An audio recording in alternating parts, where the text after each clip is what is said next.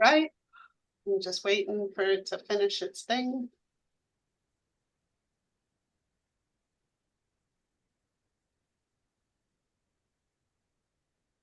Hey, everyone.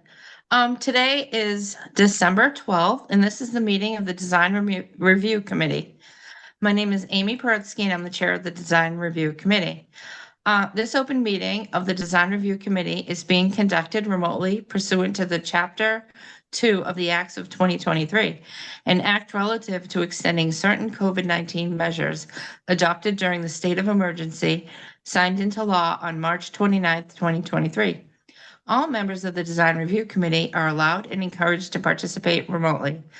This act allows the Design Review Committee to meet entirely remotely so long as reasonable public access is afforded so that the public can follow along with the deliberations of the meeting.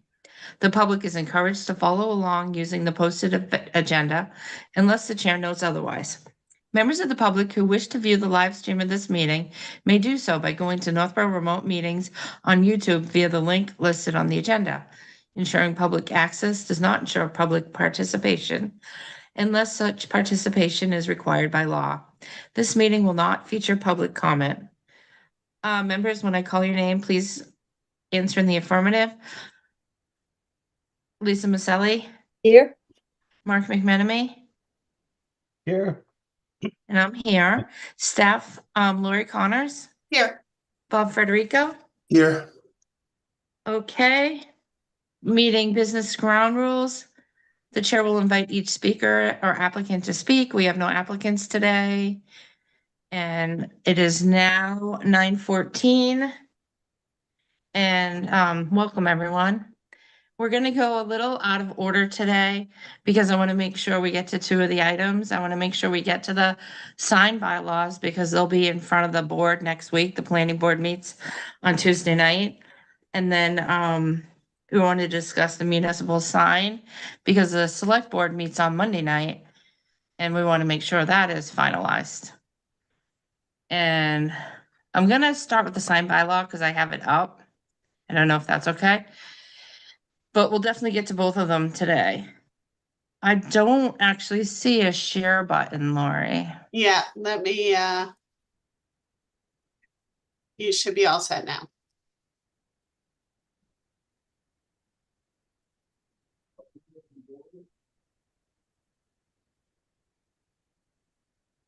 I have share and share screen options. It looks different than it usually does. So I just want to make sure I share the right file. So share screen options. Yeah, I would think so. Okay. I haven't seen that before. Yeah, it's different today. Hmm. Do you see the? Yeah. Yep, you do. Okay, good. I'm gonna move it because my screen has too many things up.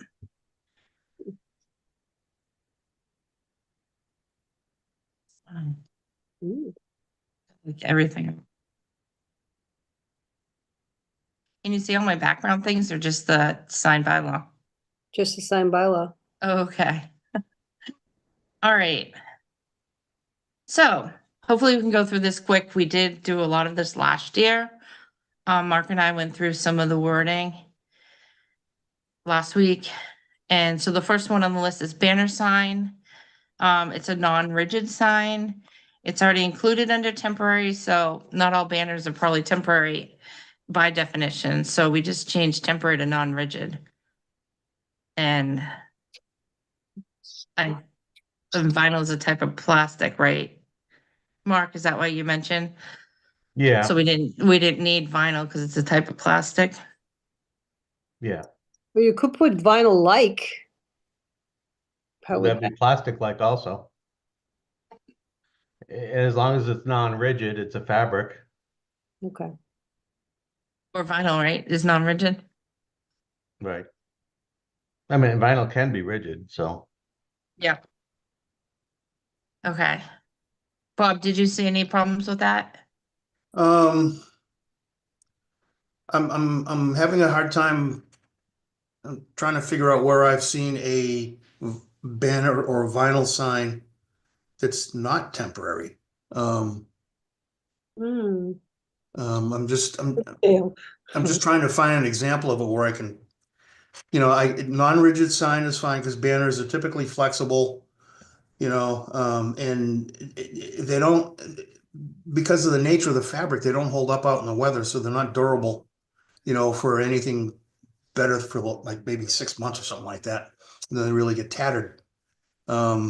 So I don't know if we need to get rid of temporary. Back. It was added. It was something we were adding, Yeah, but we can add it back. I too. think the example I know of would be on Richdale's where that sign has been there for years. Right. the one on Richdale, Yeah, that's a metallic sign, isn't it? No. That giant sign is vinyl? Yep. Really? I was always under the impression it was steel or some sort of like that. Maybe you're talking about two different things, because there's the sign that's in the sign box, which definitely isn't a banner. No, Right. I'm referring to the one that's mounted on the wall next to the front door. It's fairly good size. I mean, it's basically oversized, but it's been there so long. You probably have some sort of grandfathering to it. Oh, I hope not. It's got all sorts of product on it and everything else. I didn't think we were supposed to have anything like that. Well, Right. don't we want our banners to be temporary? Yes, So I just leave that in there. How about flipping it and just put non-rigid and then temporary next to it? Non-rigid temporary sign, we could. And then we had included it down here under temporary sign because sandwich boards don't say temporary on them. So Mark had included under temporary sign that a sign that's used temporarily is not permanently mounted, including sandwich board signs and banner signs. that works. Yep. So by taking the temporary out of the top, he added it down here. Yeah, But I know it might not matter to leave it up here too, just because then it stands out. But I would put non-rigid first because that's more the body of the sign. Do you care, Mark, if we leave it up here? yeah, no, I think, my main thing was taking vinyl out because it was redundant, so. I think Yep. you need a comma after non-rigid. Okay. Great. So on to the next one, where we have projecting signs. It says projecting or blade sign, so we added blade sign, see projecting sign, just in case someone's looking for blade sign. Fine. And then we get to flag, fabric, and that makes sense. Why are we eliminating standard? Because I thought we discussed that last year, that we needed to leave that in. Well, Mark and we looked it up and the standard had to do with like the UK. It had to do with English signs. I don't know, what would you consider a standard? When we Googled it, it had nothing to do with like America. Yeah, it was like the Queen's crest that they fly when she's in residence. I'll look it up. So if that means something different, then that's fine. I didn't know of anything. wouldn't that also kind of fall under the category of a seal or an emblem? That's why he added seal Yeah, instead of standard, because standard was like UK. I think standard, if you're referring to what they use over in England, might be confusing to us Americans. Right, well, that's why he was Yeah. taking it out. Yeah. Yeah.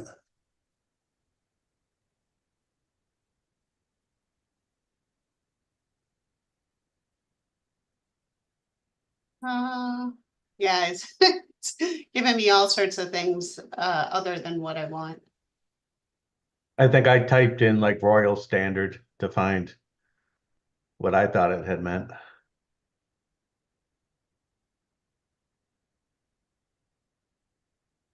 Laurie, what do you think it's supposed to mean? Well, I just thought. Well, it says under Wikipedia, a war ensign, also known as a military flag, battle flag, or standard, is a variant of a national flag for use by a country's military forces when on land. The nautical equivalent is a naval ensign. Hmm. Doesn't sound like anything we'd ever use. Yeah, I mean, I have nautical flags on my car, but they're just letters. And that's a signal we looked up, right? Is a signal nautical? Signal could be nautical, it could be like the SOS or something like that, so, But I think it's covered under signal, seal, or emblem. yeah, I think you're right. I agree. So in the next definition, we added freeze because we had a long discussion. It was a meeting you weren't here, Bob, but we were talking about over by where new Lowe's is and Ace Hardware. What are those? Are those wall signs? Are they on a parapet? It was a discussion about a parapet. And there was one I thought that maybe it's a parapet that they're on, and maybe it's a wall, but then Lori had brought up that it's a freeze. So we decided to add freeze to the definition. Yeah, a frieze is a type of a wall. It is not a parapet. Parapet is kind of freestanding on a base, most commonly seen in brick row houses and townhouses. You may even see them in Hudson. You see them all over the place in Portsmouth, New Hampshire, where you get two buildings that are touching each other, and up at the roof, there's a 2 foot or 3 foot tall wall. That's the parapet, or something across the front, to make the front of the building look more square. But, a frieze is type of a wall. It's usually on a gable end. I think decorative fascia, false mansards, or parapets on covered walkways. I think that's fine. Okay. Yeah, it's fine.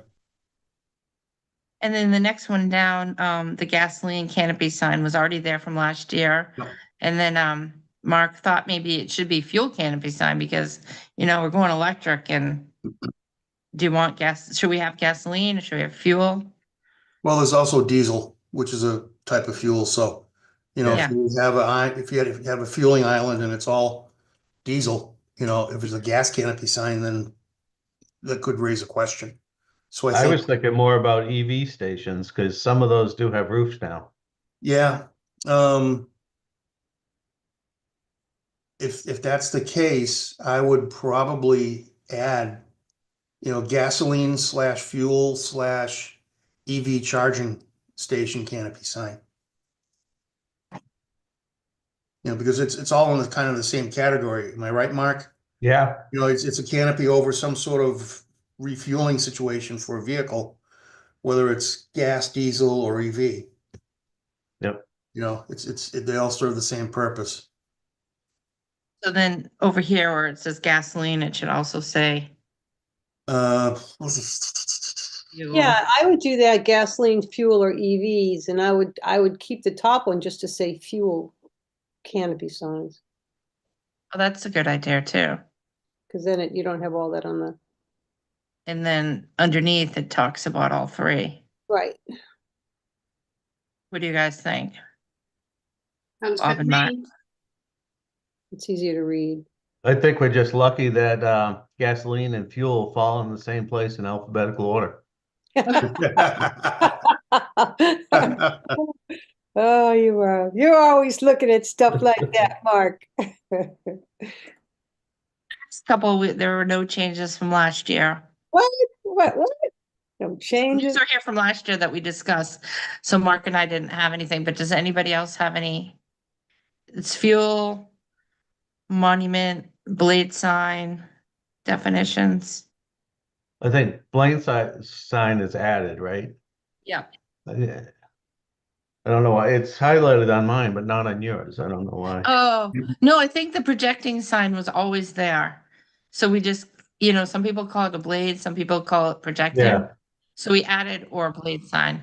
Like projecting definition was always in the book, but it's not, we never allowed them anywhere. But the definition was there. Okay. Monument sign was not there. Yeah, so I think anything underlined is added. Right. Yep. Okay. Then roof sign, we took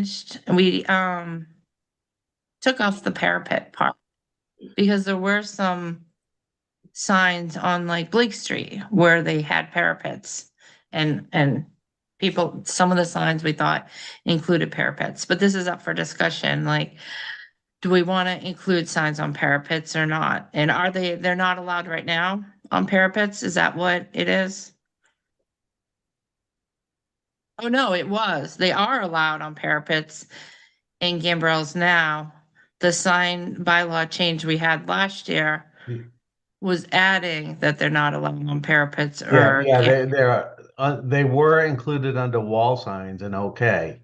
So wall signs included such things as parapet, lower slope of gambrel and mansard. So we're not considering those wall signs anymore. Yeah, because they're not walls.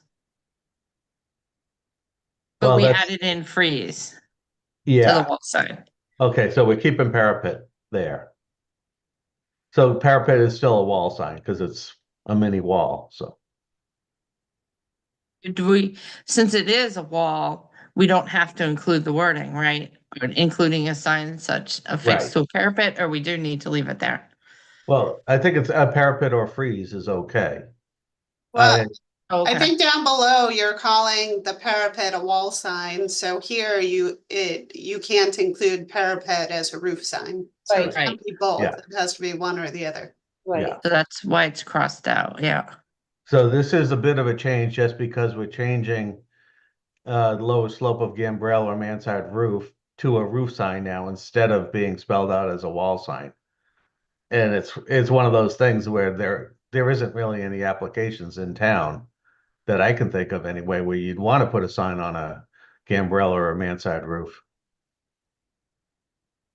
Well, that Richdale convenience, if you can't put the sign on the front wall or on the roof itself, all you have is that mansard overhang.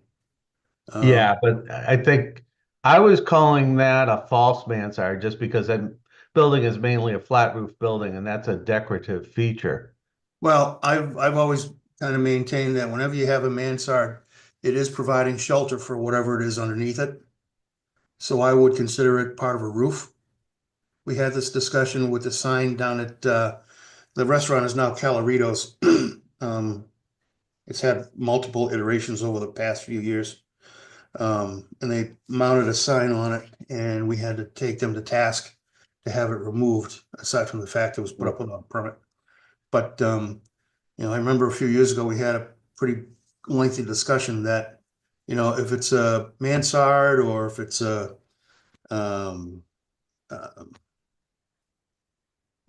what is it? Gambrel or something like that, it is considered a roof sign. Right, so we're taking that out of being a wall sign because it was written into our definition as a wall sign. Yeah. So I know you've been enforcing it that way, so we're just trying to make that consistent with it. But yeah, then there is the question like on Richdale's, where that's covering a sidewalk. Right. It's not a true mansard, because that, has attic space behind it usually. But it's, it's a false one or a pseudo one. And I guess I'm having trouble understanding when it changes between a false mansard and a freeze. Because it's over a sidewalk over by Rockies. But and this one's over a sidewalk, but one's a roof and one's more of a parapet or a freeze. So, if it wasn't shingles, if they did metal roofing on that, would it be okay? Or, I'm just trying to help clarify that because I'm confused on it. I mean, like I said before, if it's a structure that provides cover to something underneath it, whether it's an interior part of a building or an exterior part of the building, I've always considered that a roof type structure. A wall is going to have to be vertical, essentially 90 degrees. Mansards and gambrels always have an angle to them. Mhm. So that's the way I've always interpreted it. I think it's just a matter of getting the language to.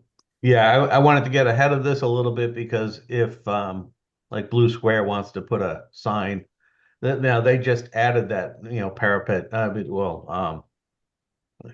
what do you call it? Mansard type feature Yeah. to the building.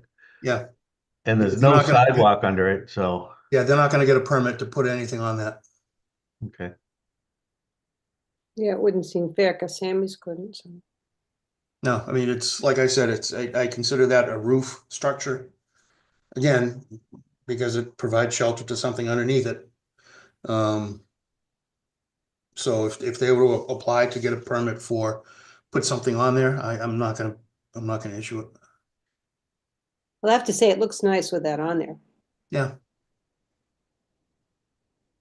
Not a sign, not a sign, but the roof itself. looks- yeah. Okay. But the degree makes perfect sense. I think you're right, Bob. Because the ones at Northborough Oil that owns that whole section, those are all straight up. There's actually a section in the building code that makes the distinction between a wall and a roof structure. And it is a matter of degrees. And I think it's, I don't know, I forget what the degrees is, like 15 to 20 degrees. Anything beyond that, less than 15 degrees is considered a wall, and beyond it is. But I think in our case, we're better off to keep it at 90 degrees, which differentiates the wall from a roof structure. Okay, Okay. So, But we might have to work on some wording somewhere. Yeah. well, then, if you put the 90, if you put the degrees in it, I think that's a pretty good idea. Yeah, we could just say vertical, I think. Yeah, Yeah, where should I put it?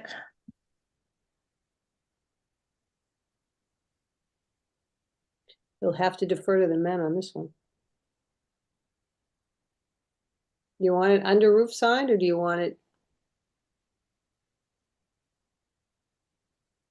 I think I'd put we it under should have wall. the language consistent with the way that Bob's enforcing it. Yeah. What are we gonna, is that under the roof sign? Sign attached with it. That's your, And I think it'd be under wall sign, because does say vertical exterior surface already, though. okay.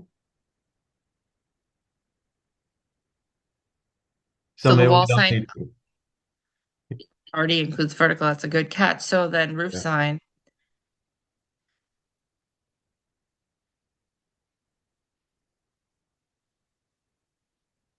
folks, I need to step out real quick. We'll be back in about 5 minutes. Okay. We could also let Bob work on this and get back to us and, we're not closing the zoning bylaw meetings next week at the planning board. So if we say that Bob is tweaking how he wants to, update that, I'll just leave it as is. And maybe Bob will, come up with something. Well, yeah, I think leave it with the cross out, because it sounds like it's kind of a contradiction in these things. I don't think anybody noticed until just recently. Mhm. So. And if Yep. he's enforcing it one way, then that's fine. We want to change it to the way he's enforcing it and interpreting it. Hopefully that doesn't cause any issues with anybody. I don't think it will. Well, I think the harder part for any sign, any person coming in with their sign is that if they see it like Taza, well, I see that Richdale has one, why can't I have one? That's the harder Yeah. part, because it's. Right, and that's the only exception right now. And I have a feeling that maybe this wording was added to a wall sign when Honey Farms was built there. Right, could have been. I think the Yeah. building would have been built differently had, because you'd want a sign on a building like that, like Mhm.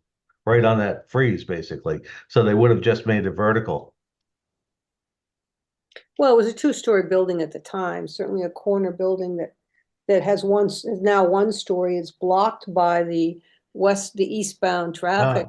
I don't think that was ever a two-story building. I thought it was. I thought it was burned. Well, yeah, the old Divine building was multi-story. I think it was three-story. But yeah, Honey Farms built there. So it was originally a Honey Farms that had a stripe. I was looking at the old Google Maps history of it, and I found pictures of it where it was the Honey Farms Mm. that had that gambrel feature to it. and a sign on it, a small sign. Now, there was probably some compromise made with the town when they widened Route 20 there and put the turn lane, because they used to have a very large, well, not, large for Northborough standards, Honey Farm sign right on the corner, and they lost that when we added the turn lane. But they put it next to, right now it's next to the liquor store, isn't it? Yeah, no, both of them were there though, back. Oh, gosh, really? They had that much Yeah. signage for that corner? Yeah. Gosh. Well, While and we're then, waiting- all over the building too. While we're waiting for Bob, I think we should wait for Bob to come back before finishing the sign bylaw. But should we just approve the minutes until he gets back? A good idea. Cause I think, I don't wanna keep going with the sign bylaw and have him have a question with it. Yes, good idea. Okay, so. Did I just change this? Can you guys see my change when I changed the, or did it stay with the sign I bylaw? think you have to unshare and then share again. Here. Okay, well, I'm gonna leave it shared. I just pushed the wrong button. I was curious if it came up. So on the agenda, we have approval of meeting minutes from October 16th, 2024, Mhm. and there were no changes. Nope. Pretty Do I have a sure, motion? Yeah. Do I have a motion to approve the meeting minutes of October 16th, 2024? still moved. I'll second it. Okay, roll call vote. Lisa Maselli, Aye. Mark McMenamy, Aye. and I'm an aye. Okay, the second set of minutes were November 21st, 2024. I think did I send in some changes for those? I Yeah. sent- I received some changes. I think they were emailed out. Yes, Okay, they were, yeah. but I don't know. Lisa, I don't understand what you said oh, there for was the just change. there was just there was a two, the word TO. Mhm. Looks like it would have been taken off because it was the way the sentence read. It was the second to last paragraph, first sentence, Okay. but I don't have it in front of me. Oh, the next discussion. She's right. It should say the next discussion was parking. Oh, Yeah. oh, yes. Okay. So if you could just delete that. Okay. It changed with Amy's edits. Okay. So it didn't make sense anymore. Yeah. Okay. That's why I Thank you. sent it over. But Okay. beyond that, and I've said this before to a lot of people, Michelle, I love the minutes. I love them. So I told Laurie last night, Thank oh my you. God, we found the right solution. Thanks. My job is safe for a little while. Let's hire that AI to go up to select board. Oh, God. Great, so are there any other changes to the minutes? No, I didn't have any others. okay, so do I have a motion to approve the November 21st, 2024 minutes as amended? So moved. Lisa moves, Seconded. Mark seconds, roll call vote, Lisa Maselli, Aye. Mark McMenamy, Aye. and I'm an aye, so, both sets of minutes were approved.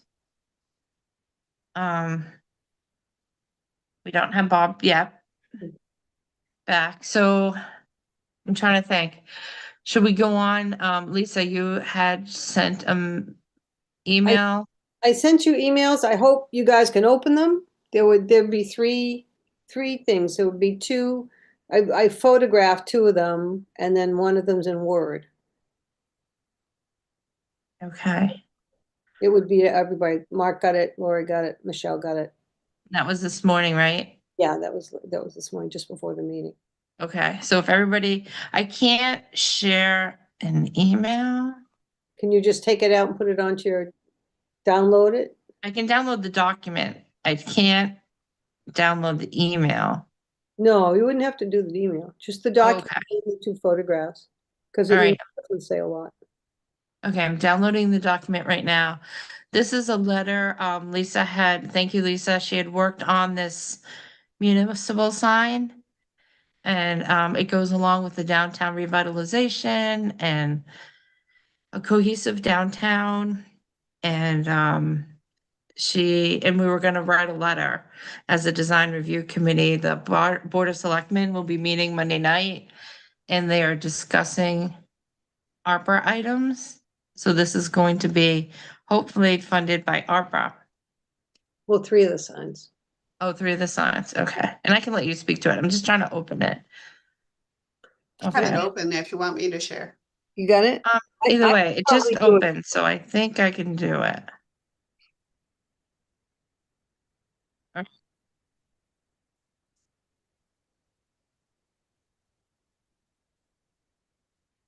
Can you There you see it?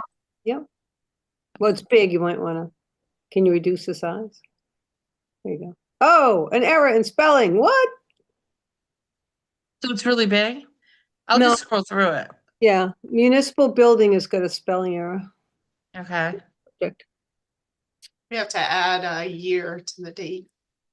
Oh, that too. Uh-huh.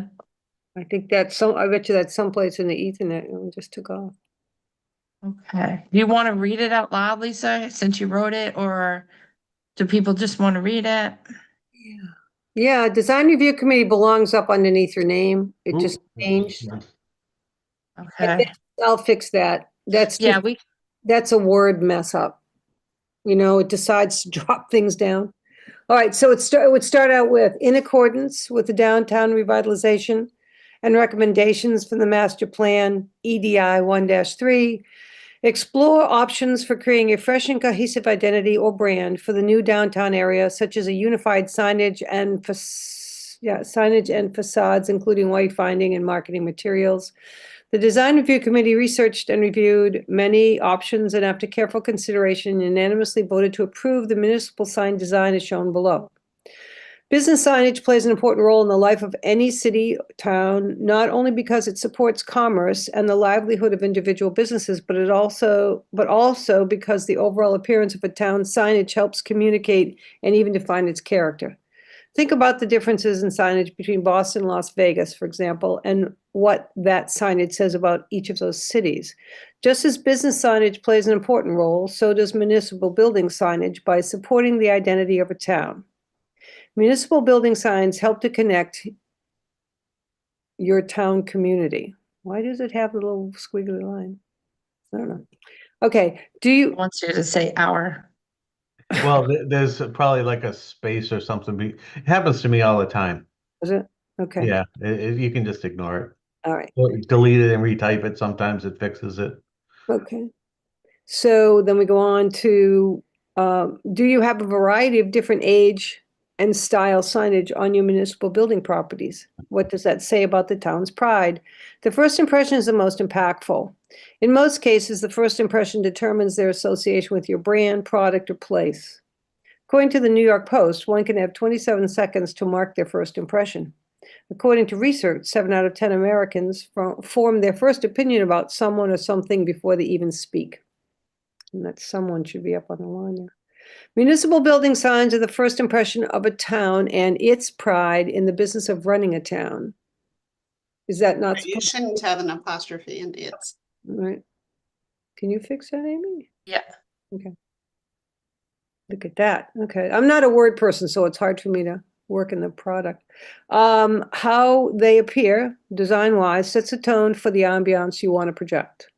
After careful consideration, the design review committee has selected a sign style and specifications guide to help create a sense of community with our municipal building identification.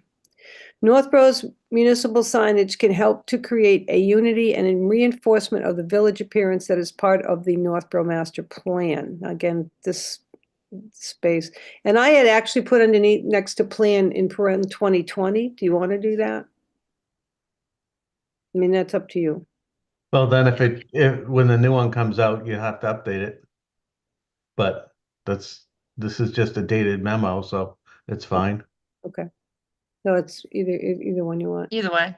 All right, the letters of Town of Northborough, their addresses, and the seal would always be in black, and the department name and line surrounding the sign silhouette would match, but could be different colors, such as blue for the police department, green for the DPW or the fire station, since their doors will be green, and so on. The granite post with no cap conjure a sense of strength with the carved lettering, giving depth and the gentle raised peak of the body of the sign subtly creates a calm statement on the wood-like white background. All signs for municipal buildings would have a smooth white surface. Got a quick question. Mm-hmm. Does this also account for all of the school signs? Because there's a fair amount of school signs that have been recently changed out. And they don't match what you're proposing for the municipal signs. No, the school signs, the next page, Okay, the school signs and the park signs are different, okay, but they're comparative. So while you're looking at the photographs, I put to connect the town of Northborough theme, our school signs would be larger in size and match the newly created Peasley school sign that has a wavy carved surface, taller granite post with no cap, and the school mascot would replace the town seal shown below, but it's really to the side. And then there's one more line for the town parks and our town and park entrance signs complement the municipal building and school signs. So there's like 3 different groups of signs. Okay. Being school, municipal entrance, and, well, school, municipal building, and then entrance and park. Did you want to specify the type style? I do have it, and I have it on a spec sheet, actually. And I do believe when you're looking at Ellsworth McAfee Park, Yeah, I think that's the same lettering. It's starts with a G, and I don't have the piece here, but I can show you the spec sheet I started to create. What I didn't do is give it a height, because each sign would, you have to kind of fit it in. So if we have 7 municipal building signs, mhm, you have to kind of work within that. Easy, fire is pretty easy, police is pretty easy, but, the town offices as it's shown, mhm. the free library. So that, to be able to give them a height, that would be difficult, but because you're working in the confines of the size of the sign, that it would appear to be somewhat like the sample. And this is just for, right now, it's for the town offices, police, and library. Correct, and there's Yep. there are 2 more pages after this to show what I brought to them, because I've already gone before the library trustees. I had a meeting with them on either Monday or Tuesday night, and then I've talked to the police chief, and he's right. Both of them are writing to the select board in support of it. And those 2 pages you can show. But if there's a couple things to fix on this, we probably should. I know we would like to begin introducing the municipal building sign the spring of 2025, and are asking for a contribution from ARPA funds to apply to our downtown beautification project. Thank you for your consideration. I'm going to go back and retype this or put it in a different program so it's not moving all over the place, but I wanted it in Word so that you could see it easily. Lisa, once you finalize it, if you save it as a PDF, then it won't jump around. Okay, because I see normally in the new stuff, I'd put it in pages and then send it as a PDF, but sometime, well, you can't, Amy couldn't have fixed anything as a PDF, so that's just for today's experience. If you have anything else you'd like to write or take things out, then that's why. But what I'll do is, like I said, with Seaward Design Review Committee is drop down under the red line, Yeah, belongs back up underneath Amy Paretsky, chairperson. yeah. You could actually do that. You just grab it and bring the line down, I think. See what happens. Oh, that's okay. I'll fiddle with it after. Okay. Because I Yeah, think, Amy, it might be easier if you just have, like, typically the memos, I believe they have the date on the top, then to, then from, and then RE, municipal building sign. So we could it's do. all in a line where they're all under each other. It's true, but the reason I did it this way, this is an old way, is because there wasn't enough room to keep most of it on one page. Oh. So I just tried to make it so it stayed, but once it got to the internet, it changed. Because these, So the pictures aren't supposed to be in different, if we agree to go forward, which I'm sure we will, if we agree to vote to move the memo forward, once you finalize what you wanted to say, which it sounds like you have, we could give it to Michelle and she could put it on letterhead from the design review committee. Is that okay? yeah? So this is Lisa, is going forward with the Board of Selectmen on Monday night. I think you already brought it in front of the Board of Selectmen and they wanted you to meet with the library and talk to the police, which you have. And she's talked to us and we all were, agree this is a good idea and it fits along with the goal of some unity downtown and cohesive. So, Oh, I'm sorry. oh, that's okay. Were you able to get an estimate for how much the sign costs? I will on Monday. The sign man that I did all this work with since June was away. He was like, I have my computer with me. I said, I have a meeting on Monday. Okay, well, I'll give it to you on Monday. No, how about Sunday? You're gonna be back by Sunday. So right now it's, right now I don't have that information. I do have what he'd given me in June, but I can't, I can't be sure that that would be what it's going to be now. So, but I will let you know before the meeting, obviously on Monday night, once I talk with him, I'll share it with everyone. Can you bring up the other two photos, Amy? Are they in the bed of the email? Yes, because I might be able to share too. Okay, I can stop sharing. I don't think I can share an email. I don't know. I'll stop sharing and I'll look at do you want to, I'll We- go to my share and see if it lets me pick an email. Yeah. Maybe that, I'm bringing up my email. Can you see that? There you go. Yeah, I can choose an email. Is today's, yeah. Okay. So they basically say pretty much the same thing under the sign, but it gives, when I went into the library, I gave them the four, perhaps we could do this, or this. They chose the third one, well, they chose the fourth one down with the sign saying green entrance on Patty Lane. Which is why shouldn't have two of the same one. Move one of them up, because you had it before, you had two different ones on there. Yes, there you go. Okay, keep going. There you go. All right. So there's the free library, there's the town offices, the police, I think he likes the second one down. And those would be the three signs that we would ask to have the ARPA money pay for. Provided they're within a range and that there's ARPA money left. I wonder if it would be clearer if you only include the images that they chose. Yes, I'm just showing this, I'm showing you what I did for the two cell sheets. Oh, okay. All right, so the library got the one on the right and the police got the one on the left. So, and then the town offices just got the town offices sign.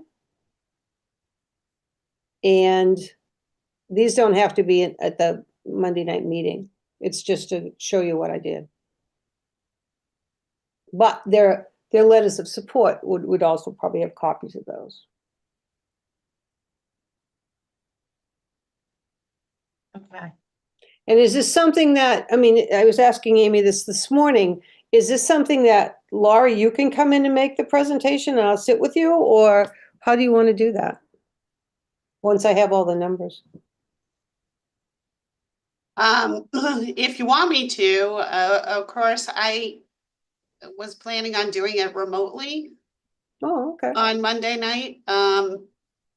And I don't have nearly the knowledge about this project that you do. Okay. But if you want me to, of course I will. Well, I mean, I don't mind being the speaker. I just think like in the case of having, it's the memo from Amy, so I'm just the you know, I'm the lower guy on the totem pole. But, I can, maybe you could overview and then say, you know, this is what the design review, da, da, da, because it would be again, another support of what we were looking to do. Okay, yeah, if you could share that cost estimate, because I'm sure they're gonna be Oh, yeah. curious about that. Oh, yeah, there's As no soon way, as you we get don't it. have any money, you know, there's no way of without a cost and without any money, so I'm gonna also talk to Jason to find out what's left, if it's even doable. But, and there was a question of, you know, some people had said, well, how come it isn't all just maroon because of the town, you know, the street signs are maroon and the park signs are maroon. And I thought that we had talked about giving the option of having some different color just to separate the buildings, give them a little bit of personality. So I'm still for that. I know the Free Library wants the green. I know the police wants the blue. And I do know that somebody wanted maroon, so that's why I did those three colors. Your thoughts? I think it looks great. Yeah, it looks nice. I associate the maroon, looks like red, which would be like fire department, but I don't know of anything that would be better, so. Well, you can, I mean, obviously, this is a photo on a screen, so the paint, we can, you know, we'd pick the paint as the more maroon we could get, right? Yeah, And that's the, you know, and I think for the fire, I would have put red as well for fire. Or the reason I say green is if those doors are going to be green, then you could match the color of the doors. But that's just a, you know, an artist's view of it. And that's really up to them, right? You let the police pick blue and the library pick green, so the fire Yeah. department can pick if they want red or green Yeah, I mean, or maroon. or maroon, right? So, no, maroon is good. I yeah, mean, as long as it looks real maroon, right. you I'm with, know, yeah. like the school. Yep. So, and I can show you the spec sheet. Bob, you're with us, right? I started to do the spec sheet on it. Just like you do with the logo. It's not here. Do you want me to read the copy or can you read the copy? I can read it. Okay. It's So a let me- group seminar, actually in a meeting. Okay. So let me see if if I hit share, can I go and try to share I'll see if I can find the spec sheet. Okay. Share. Ooh, what am I sharing here? Oh, you got permission. There you go. I got everything under the sun here. So let me see. School sign snap. Right, page zoning. Huh. I may have thought I could see. What's this gonna look like? Library sign. Oh. Look at that. There you go. So the material is an HDU, a high density urethane signboard. It's a closed cell product for exterior car sign application. It's designed not to absorb water, will not split or crack or rot like traditional wood signs.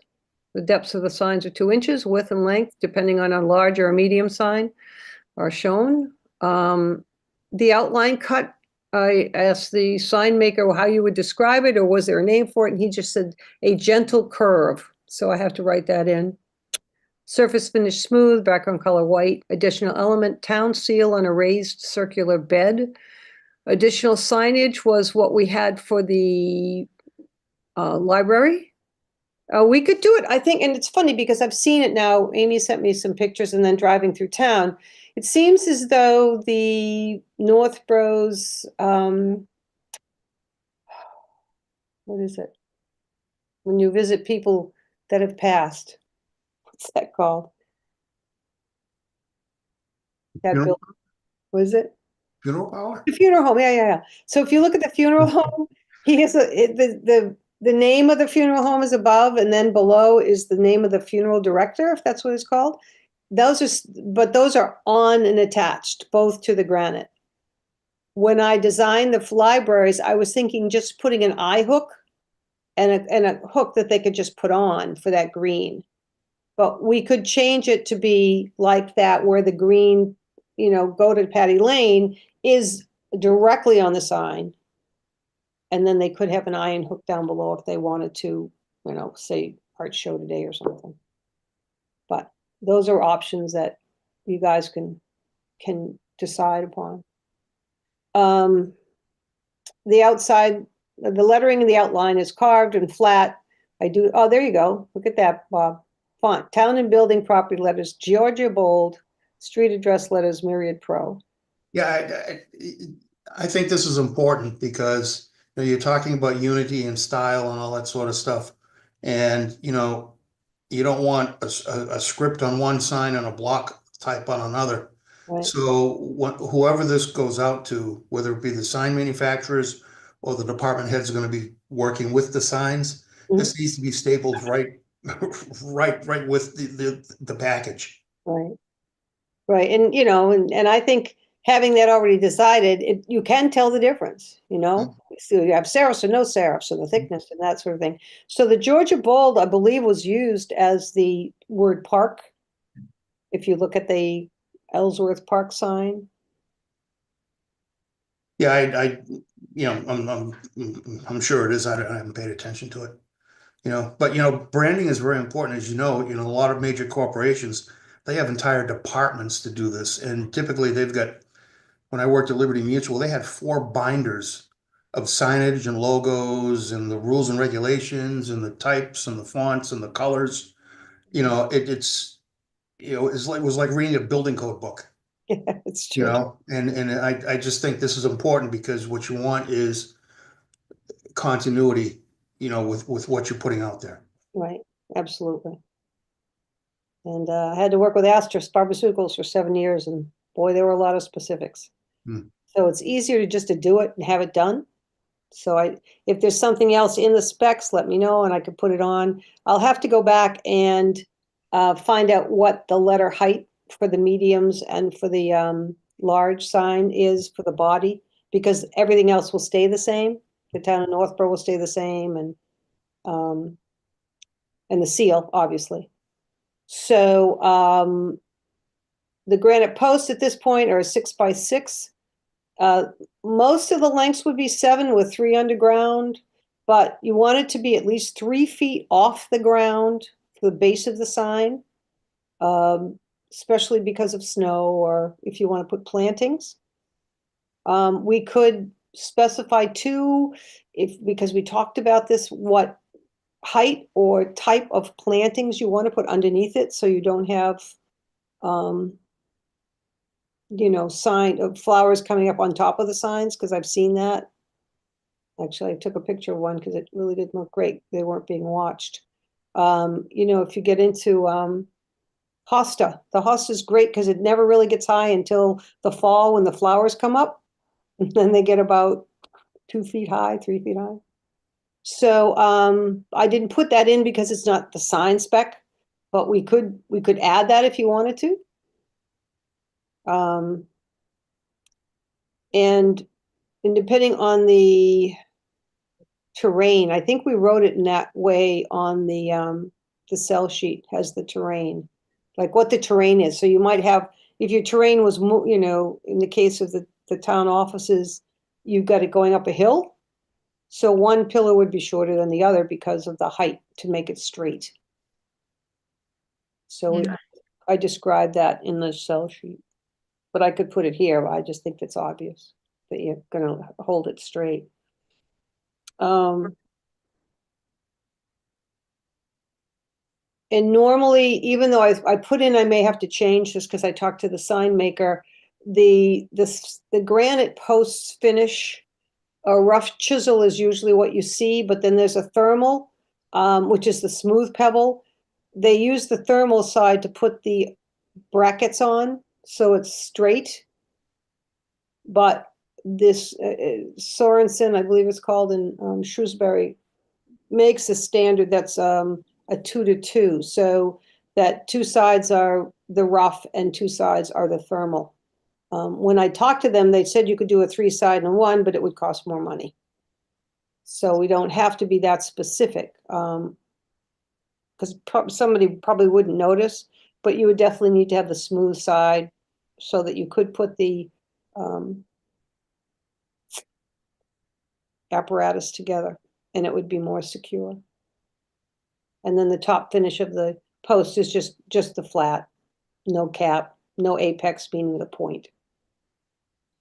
And the granite color would be a gray. What we would do is I'd go down to figure out what their, because I think the granite comes in 3 or 4 colors, and maybe specify the gray, whatever it might have a name for it. Because you wouldn't want pink, even though it's nice to, have it on one of the signs and not all the others. So as Bob says, we want to keep them as identical as possible. Have the color of the gray? Oh, yeah, you did, gray. That's a lot of detail. You don't realize how much detail goes into a sign, especially trying to keep them uniform. Right. Well, it's like Bob said, once you get to specs, they get them right down to the inch and everything else. So font is important, size is important. It's interesting to see too, the other 2 signs that were where they're maroon and white letters, white carved letters, because the back, and they're on some sort of a surface that's been painted. So it's a doppled look. It's got, if you go open the pictures, you can see them very closely. I don't understand why it was designed like that. Like here's maybe you can see this. See this back here? Like why they have that, I don't know. But that's painted. Oh, wow. And it's thick, but the sign is on top of it. So this is the back of the entrance. And this is different because it's a fluted 4x4 on something here. And the other one is not. See, there's another picture of that. You see how this thickness is here? So they're adding this board to this back substrate. But again, you've got your carving that's the same. You've got your lettering carved that's the same font. A little bit different top. The seal obviously would be the same.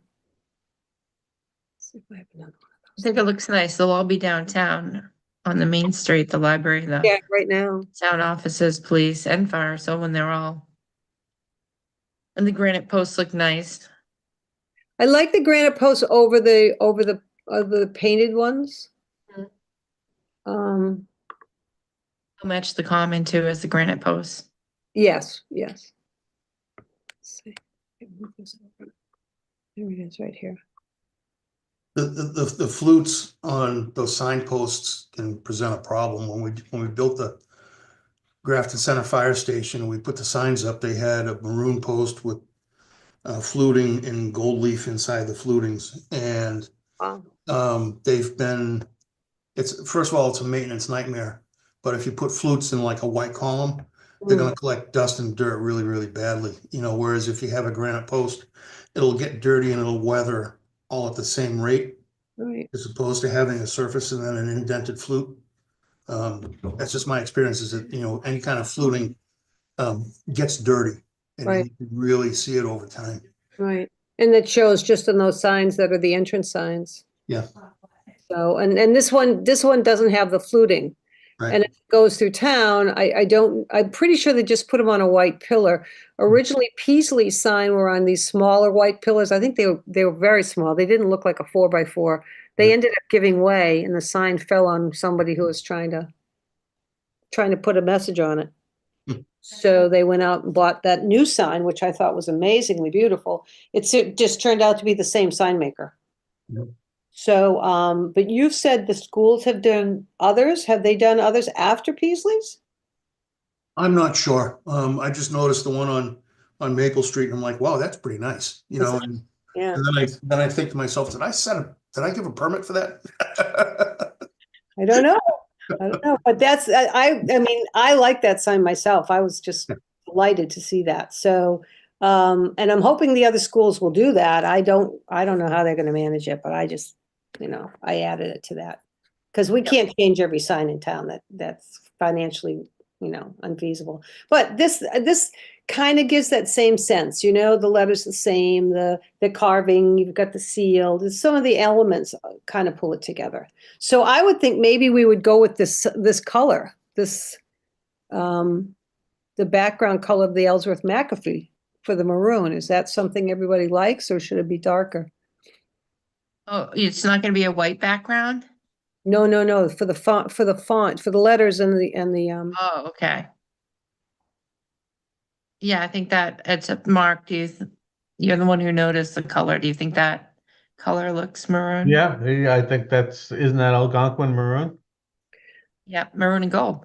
yeah, maroon and gold. So that's what I'm gonna specify for the maroon. I can put a PMS color at the PanMass, it's a, you know, color matching system. They Yeah, will Pantone. guarantee it. Yeah, Pantone, right.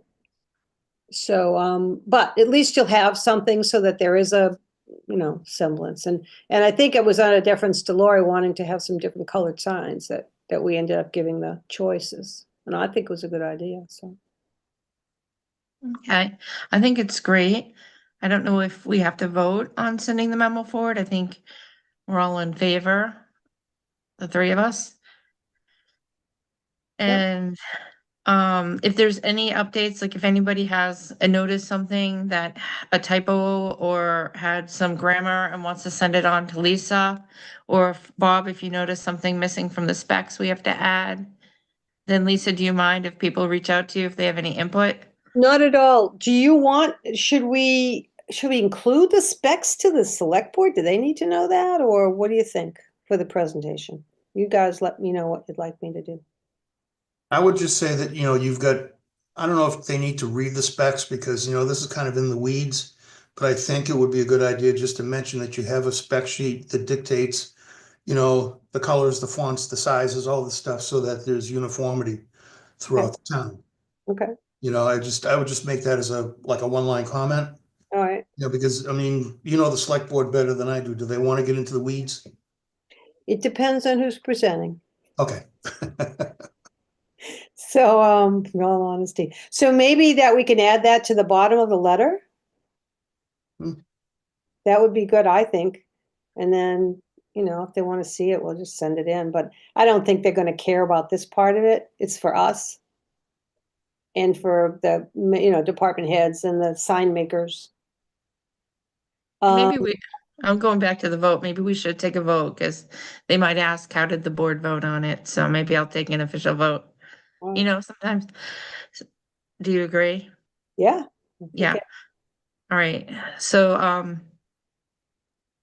do I hear a motion that we vote to approve the sign design for the municipal signs and send a letter to the Board of Selectmen asking for ARPA funding or any other funding to install new signs at the library, the police station, and the town offices? Well, Mark, you move that and I'll second it. Well, you know, I'm having one thought. You know how the library sign is going to be able to hang, you know, a secondary sign under it? Maybe we want that on all of them.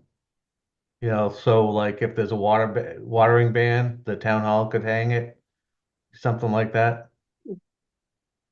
Well, yeah, hook and eye is pretty easy. I think the Yeah. first determination is, do we want to have the libraries permanent and then something underneath the permanent? And I mean the permanent being the entrance on Patty Lane, Yeah. so that their eye and hook would be underneath that. And that Yeah. would be where you start your 3 feet, is at that lower portion of the greens part of the Patty Lane sign.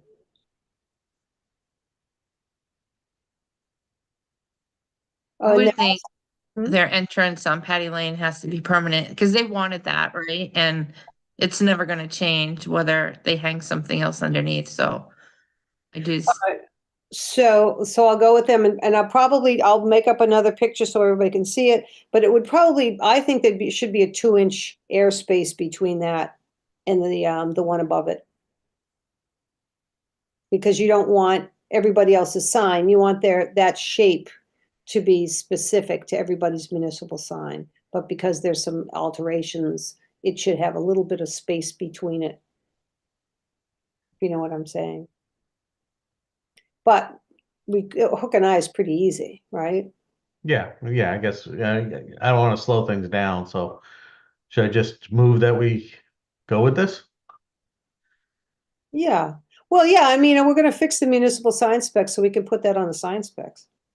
Yeah, Yeah, and we're just moving forward that we're gonna, if somebody has edits to the specs or the letter, they can still, it's not the final letter. But Right. we're approving that Lisa go forth with the letter and the specs and the design, and that we agree Well, with the sign. you should have me go ahead with the sign specs and stuff. It's coming from you as the letter. So as the letter is written, we'll just go back and write that last sentence, and then that would be cleaned up, but it would be the letter that would be submitted. Right? Yep, okay. Right, let me see. Let unless someone has changes. me get to, A lot of times we did make a vote to move something forward and say, oh, with the planning board, we say, Lori, can you drop up a letter? Or, so the letter doesn't, it's similar, but it doesn't have to be every single word right now. all right, well, you guys choose what you wanted to say. I'm merely your artist in training. Silence is here. Did you want to make any changes to the letter, Mark? No, I've just never made a motion, so I don't know what I have to do it. So moved. That's all you have to say is so moved. I mean, I just bumbled together that motion myself. Oh, okay. All right, hold on, let me just put in what Bob had said, because it sounded really good. All right, tell me what it was you said, Bob, I've already forgotten. Oh my Oh my God. word. I think it was something about, design standards and fonts and colors and stuff have been established. So continuity is maintained throughout all the signs. Something to that effect. Design standards, colors, and fonts have been established so that, again, So that continuity is maintained. Continuity is maintained throughout all the signs.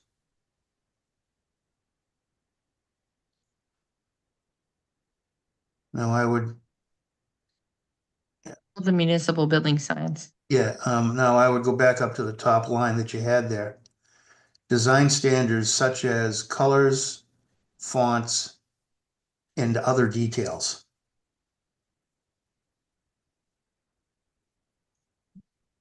colors, fonts, and other details. Colors, comma, fonts, comma, and other details.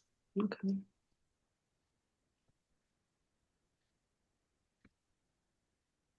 Yes, because of the granite too. Yeah. Plus you get sizes and, Yeah. all the other little details that go into it. Okay. How's that look? Have been established so that continuity is maintained throughout the building. I didn't ask you to do that. There you go. Looks good. I think you got it. And was there some spelling there was another spelling thing, I think I thought, did I? Lisa, I have a couple of minor wordsmithing changes. Okay. I'd be happy to send Right. to you. Okay, I'm gonna save this only because I like, We'll have to get back to the sign by law because we'll run out of time. okay. I So like do you it. want me to make the motion again? It's just a motion to approve the design for the municipal building signs and sending a letter to the Board of Selectmen to request ARPA funding for signs for the library, the police station, and the town offices. Right, and I'll second. No, So you have to say so moved. Oh, so moved. second, Okay, all in favor, Mark McMenamy, Aye, Lisa Maselli, aye. and I'm an aye. Thank you for doing all that. That's great. That'll look amazing. Okay, that's a project almost done, Monday night. Okay, so we'll get back to the design guidelines. Oh, no. Sign guideline. Just have to find my button. I'll share the sign bylaws again. Oh, Lisa, you have to stop Oh, wait, sharing. unshare. Where's my unshare? Oh, stop share. Look at that, it's up above. Okay. I will bring out. Okay. We stopped for a minute, Bob, when you had to step out, so we didn't go any further. Oh, I'm sorry. Oh, that's okay. We didn't want to go forward without you, in case we need your input, but I think I have to remember where we left off. We were Right talking about about, the roof signs. I think I stepped out just before you talked about window wrap. Okay, As you and I mentioned, before the meeting started, it gets, if a sign is not a sign unless it advertises what's going on in the premises. So if you've got a window wrap, like you said, in the veterinary clinic, if it's just a scenic, of something and it has no advertising language on it, it doesn't meet the definition of a sign. So, window wraps, I know a lot of places use them to cut down on, solar infiltration through the windows, because these wraps have really, really tiny holes in it. A lot of people use it for sunshade, to prevent it from coming into their building. And it puts something kind of pretty on the outside. So it's, I don't know if it's much different than like a wall mural, similar to the one that's on the gas station, just happens to be on a window. I don't know how the police department feels about stuff like that. I would just probably give them a call and see if they have any issues with that. it's not Specific, a sign. Should I just leave it off then? Should I just, we just verified with you that a window wrap isn't really a sign. So it's not advertising, it's mostly scenery. yeah, So maybe I take it off this sign bylaw and just leave it as it is right now. you could, I mean, but it's, with all the new regulations coming out regarding window signs and all the guidelines regarding signs in general, I think it might not be a bad idea to keep it.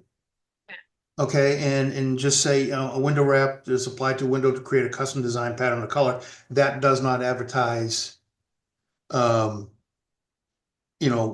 going on in there, or have a logo or something to that effect.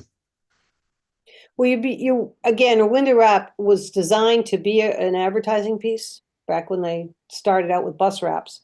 So, I think you'd have to kind of separate the two. So that is the film wrap that's just being an artistic, element to hide some of the openness of a picture window. Right. Or to do shade. That also could have some, you should probably put some restrictions on what kind of scene it is. Because if you're on Route 9 and you have the amazing store and they want to put something amazing on the picture, it's part of well, it's my window wrap. So I think you'd probably want to put a little bit of definition as to that, or as Amy talked about earlier, incorporating a logo on it. Yeah, I mean, I would probably take some time to wordsmith it, because, the definition of a sign at the top of the section is pretty specific about what a sign and its purpose is. Right. And it's important to differentiate that a window wrap is not a sign. Because it doesn't carry a logo, it doesn't carry any language about the activity within.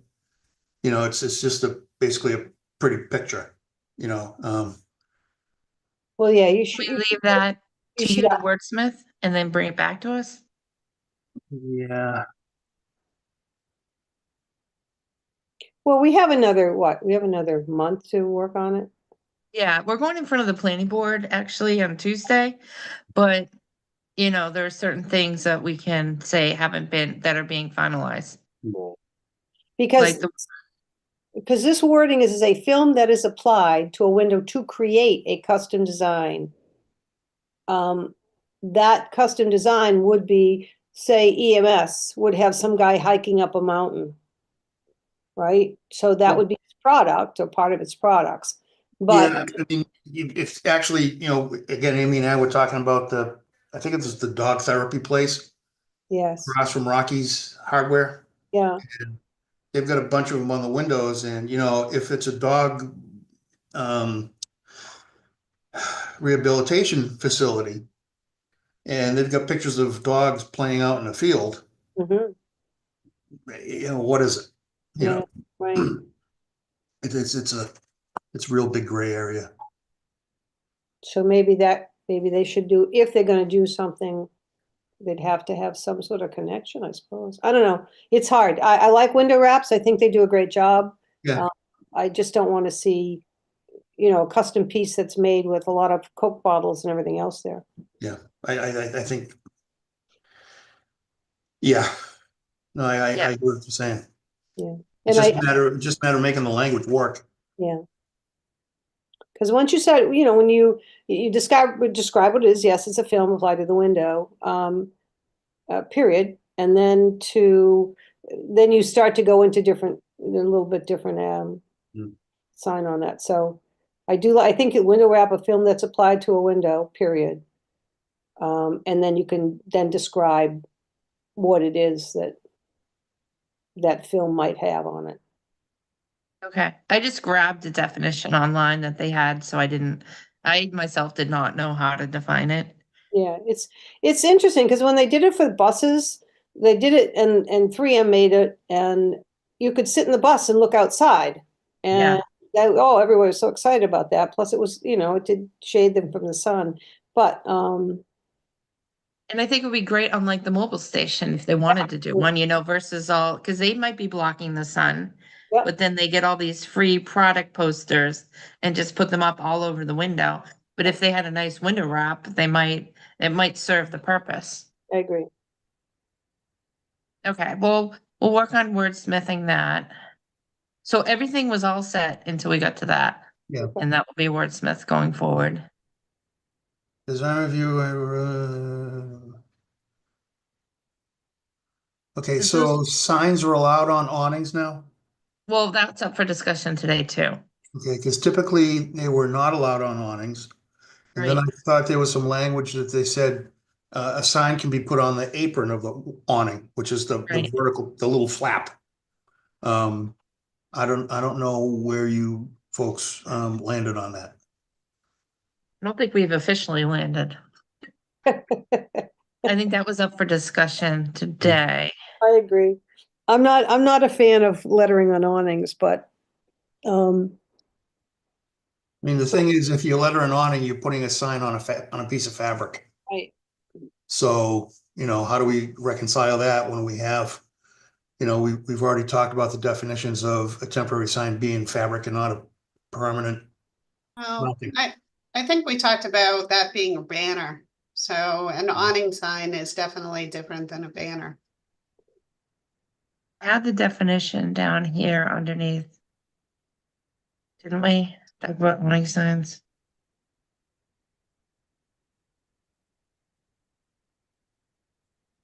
Here's wall sign. Whoop, that's different. I think it's in this. Yeah. It's number 16. Shall extend above and beyond. We changed it with the red only because of our discussion last meeting was if you look at Northborough Tavern, neighborhood tavern, it's not on the apron. Like some of the awnings didn't have aprons. Right. But this is up for discussion today too. Do we want to say it's just on the apron? Or if it's something like neighborhood tavern, it could be allowed on 10% of the awning versus having to be on the apron. I've also seen sometimes they include the number address Mm. on the awning. Well, that again, I think that would definitely look better on the apron of the awning if they're gonna do that. You get into a lot of speculation as to what you could put on there when you have a very large, like the awning that's at Patouche is a pretty big awning. So 10% of that awning can be used for what, just their name. for their products. You start getting into a pretty big gray area of what can be on that awning. And I think we had a picture, Amy had a picture that showed of a building in Sudbury that had two separate awnings next to each other. Yep, I can bring that up. Yeah. But just to answer the first part of it, on 16, we wrote, shall only consist of the name of the app establishment or business logo. Okay, But I can see, do you want me to try to bring up that picture? yeah. I think you would add address to that Yeah, I too, was thinking address too. especially if the awning covers the address that's on the wall. Signs of. Okay, shall inconsistent name of establishment, address, or business logo. So you see some like downtown, there's a Clinton Bar and Grill, I think, and it has just like their logo is like C&B or something. So it Mm. doesn't have Clinton Bar and Grill, it just has a little circle with their logo.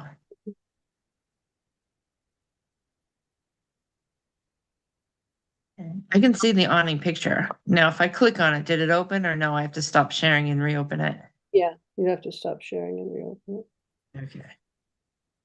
So you want me to pull up that picture? Yeah, I think it's a good sample. Oh, yeah, I'm tired. Can you see it? And then you should be able, yeah, you go. You should be able to click it up a little bit more. So can we can, I suppose, but can we put any responsibility of keeping your awnings in good repair? Do we have a line of that someplace? Yeah, we already have that in our sign bylaw.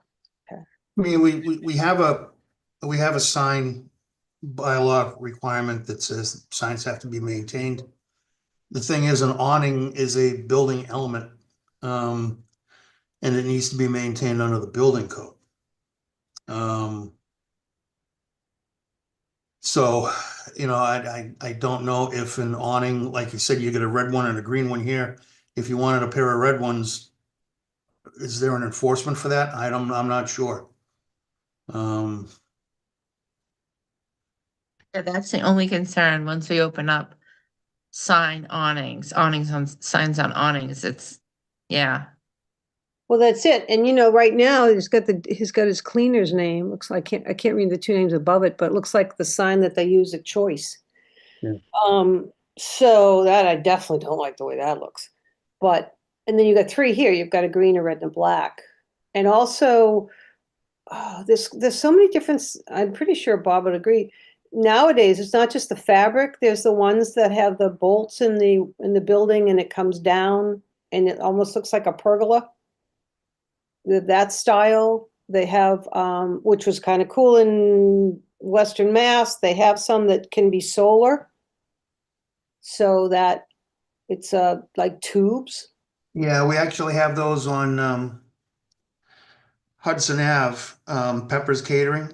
Yeah, yeah, Those awnings are actually pipes, and that is a solar heat collector to help heat up their hot water. yeah. I think it looks great. It looks great on that building. I mean, Yeah. it really the brick and all of that, and the placement is very nice.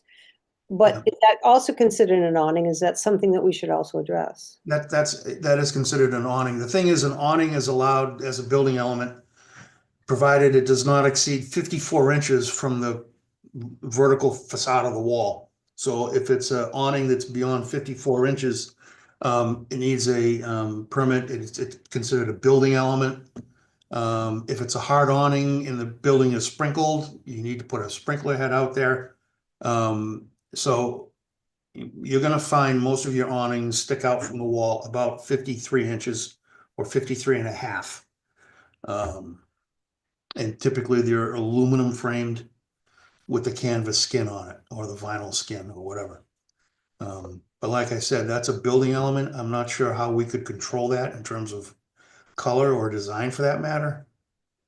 Or having, in this case, you've got basically one block of a building and you get three different awnings on it. The only thing we can control by the sign bylaw is if we allow signs on them or not. Yeah. Either might, yeah, and that's the hard thing. I mean, that's, it's a slippery slope in a small location. Like if you were to have them up at the Wegmans, I don't think anybody would mind because it's a really large area and there's a lot of space visually. But when it's like Bob and I talked about, when you're on a main road like Route 20, your letters don't have to be 12 inches high, right? Because you're right there. Those things are designed for long distance viewing. Mhm. So maybe it would depend on what section, business A, business B, yada, yada, yada, downtown, what we would like to see. Because that other picture is such a perfect example. They're just two solid colors, they're complementary colors, but the black to me looks better because it's just clean and straight and looks like the apron is also tacked down to a pole. But We it's added design review, it will be required. It's just in the downtown though. For the wall projecting awning signs. So if we want to allow awning signs, then they would have to come through design review. But awnings are allowed anyways, with or without us, so it Okay. doesn't, Yeah, like I said before, the awnings are building permit, a building code issue. yeah. If you want to put a sign on that awning or put a screen print on it, then it goes to design review. This all looks fine. So I guess as a board, we have to, or committee, we have to decide, do we want to go forth with awning signs? Or do we not? But there are a couple of them so far in town and they're okay. Like Neighborhood Tavern looks good and Yeah, I would say that maybe we'll set up design standards like we do with the signs for the municipal buildings that would go to awnings. What do you think? yeah, we can put in the design guidelines. Okay. I think we're starting to do that already. Mhm. So I think it'll be part of the guidelines. Right. I think that'll give some more, more teeth to what can and can't be on there. So I don't have to highlight this anymore. I highlighted the yellow things I highlighted were what we added since last year's review. Okay. Because we did do all this last year. But once we say it's okay, we can take off the Hmm. highlight. What do you think, Mark, about awning signs? Yeah, I think what you got there is fine. Okay. So this is duplicate. I think, Bob, you would question this. Part of the section sign permits. It says, the relettering of a sign shall be equivalent to the erecting of a new sign, except when the original wording is reproduced. Right, basically, it's kind of a maintenance thing. If you get a sign that's faded and they're just replacing it with a new refreshed, non-faded panel or whatever. That's kind of a maintenance thing. It's not a new sign. But if you have, additional wording or you're adding a company logo or something like that, then I would consider that a new sign. It went from like CVS to Walgreens. That would be a new CVS sign, right? 'Cause- Walgreens would be a definite new permit, new sign. And they would have to follow all the regulations. Mhm. Yeah, I mean, a new sign is a new sign, so if they're changing it to the point where it is a new sign, all of the requirements in the sign bylaw section apply. So what happens to like the liquor store, the Northborough Liquors? Yep. They replaced their sign recently. And it obviously was after the interlit or internally lit sign Mhm. has changed. What happened with that? Just because it was, I think it got hit and I'm pretty sure it was like a damage that they had With to. the Northborough Liquors? Yeah. Right in the center of town. Most recently, they had a electrical issue where the power from the pole goes to what's called the mast, which is the pipe that sticks up off of the building to catch the wires from the pole. That mast became dislodged caused a bunch of power surges and short circuits within the main panel box inside the liquor store. At the same time, that particular panel box was manufactured by Federal Pacific, which back in the 80s, I dare say, was recalled. And if you have one, you are required to change it out because it was that company was a colossal failure. So that particular building right now is undergoing some fairly extensive electrical rework. In terms of, the permitting and all that stuff, I'd have to look it up and see what, whether or not they pulled a permit for it. The sign, yeah. Well, the It's fine. sign might have been done in the last 6 months. Possibly. I mean, it's, I don't notice everything that goes on around town. But it could have been.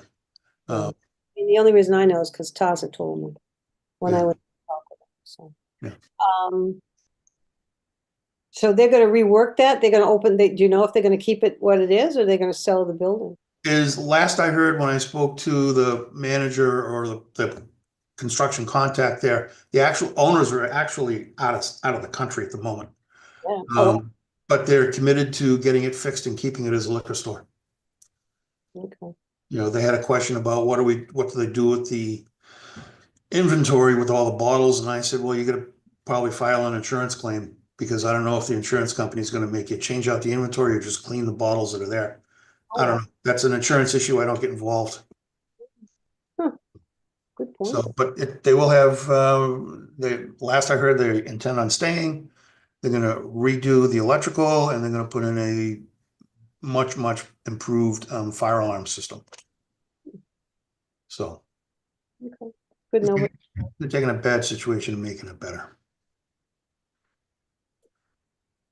A little flambeing going on over there. Mhm. They might have had a little flambeing going over there. Just don't get rid of my scotch. You can burn that up just as easily. Okay, so I think the only reason why, so 2 we agreed on, 3 I think was just included to change the numbering. Yeah. Because there's no changes to it. Right. 4, Bob, you thought this was redundant, so we could remove it. Does anyone, since it says new, we added new here, I could remove the redundant part there. It's a little redundant, but if you want to keep it, I don't have a problem with it. Yeah, I think it's really redundant. We should only take one of the. How about signs, I'd define say. what a new sign means? Is there a place for that? For And what? there is, when you look up erecting of a sign, it tells what The a word, definition of a sign is. yeah, but what I'm saying is erecting of a new sign, the question is, what is erecting of a new sign, right? Is that, well, we've just talked about it being anytime it's had to be replaced, and if it's not conforming, it would have to be conforming, like with Northville Liquors. How do you define? If they were to take it, for example, Northborough Liquors, if this is in place, and they want to change the sign to go from Northborough Liquors to, I don't know, ABC Liquors, okay? That's a new sign, and everything about that sign, including the mounting of it, the location of it, everything has to fall under these guidelines. Okay. So if they were to just replace the insert panel with new text and a new logo, I would, my take on it is that they would have to do the whole sign. The box, the frame, the location, the style, externally lit versus internally lit, design review, the whole piece. Right, because we're trying to make conformity happen. Right. But if they were to just replace the panel as the panel looked without the fading, that would, If they're just refreshing what was there before, then no permit required, no review required.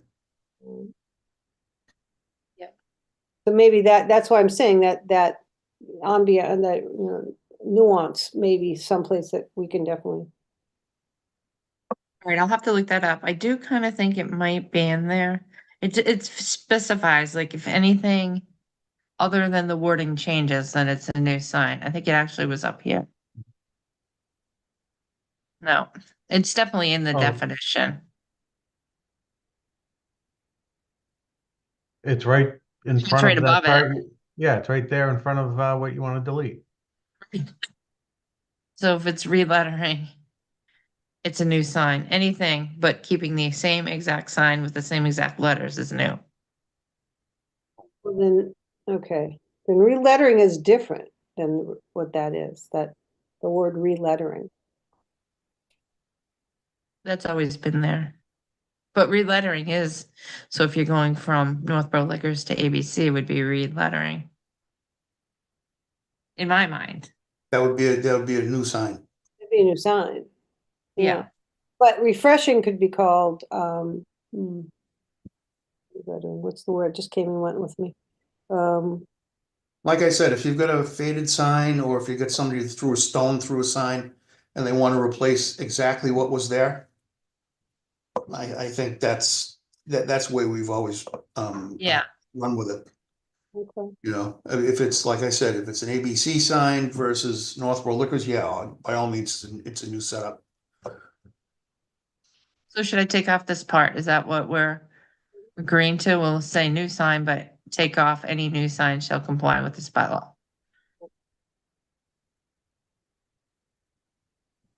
Like I said, it doesn't bother me. I don't have a dog in that fight, to be honest. I mean, if other people think it's redundant, it's fine by me.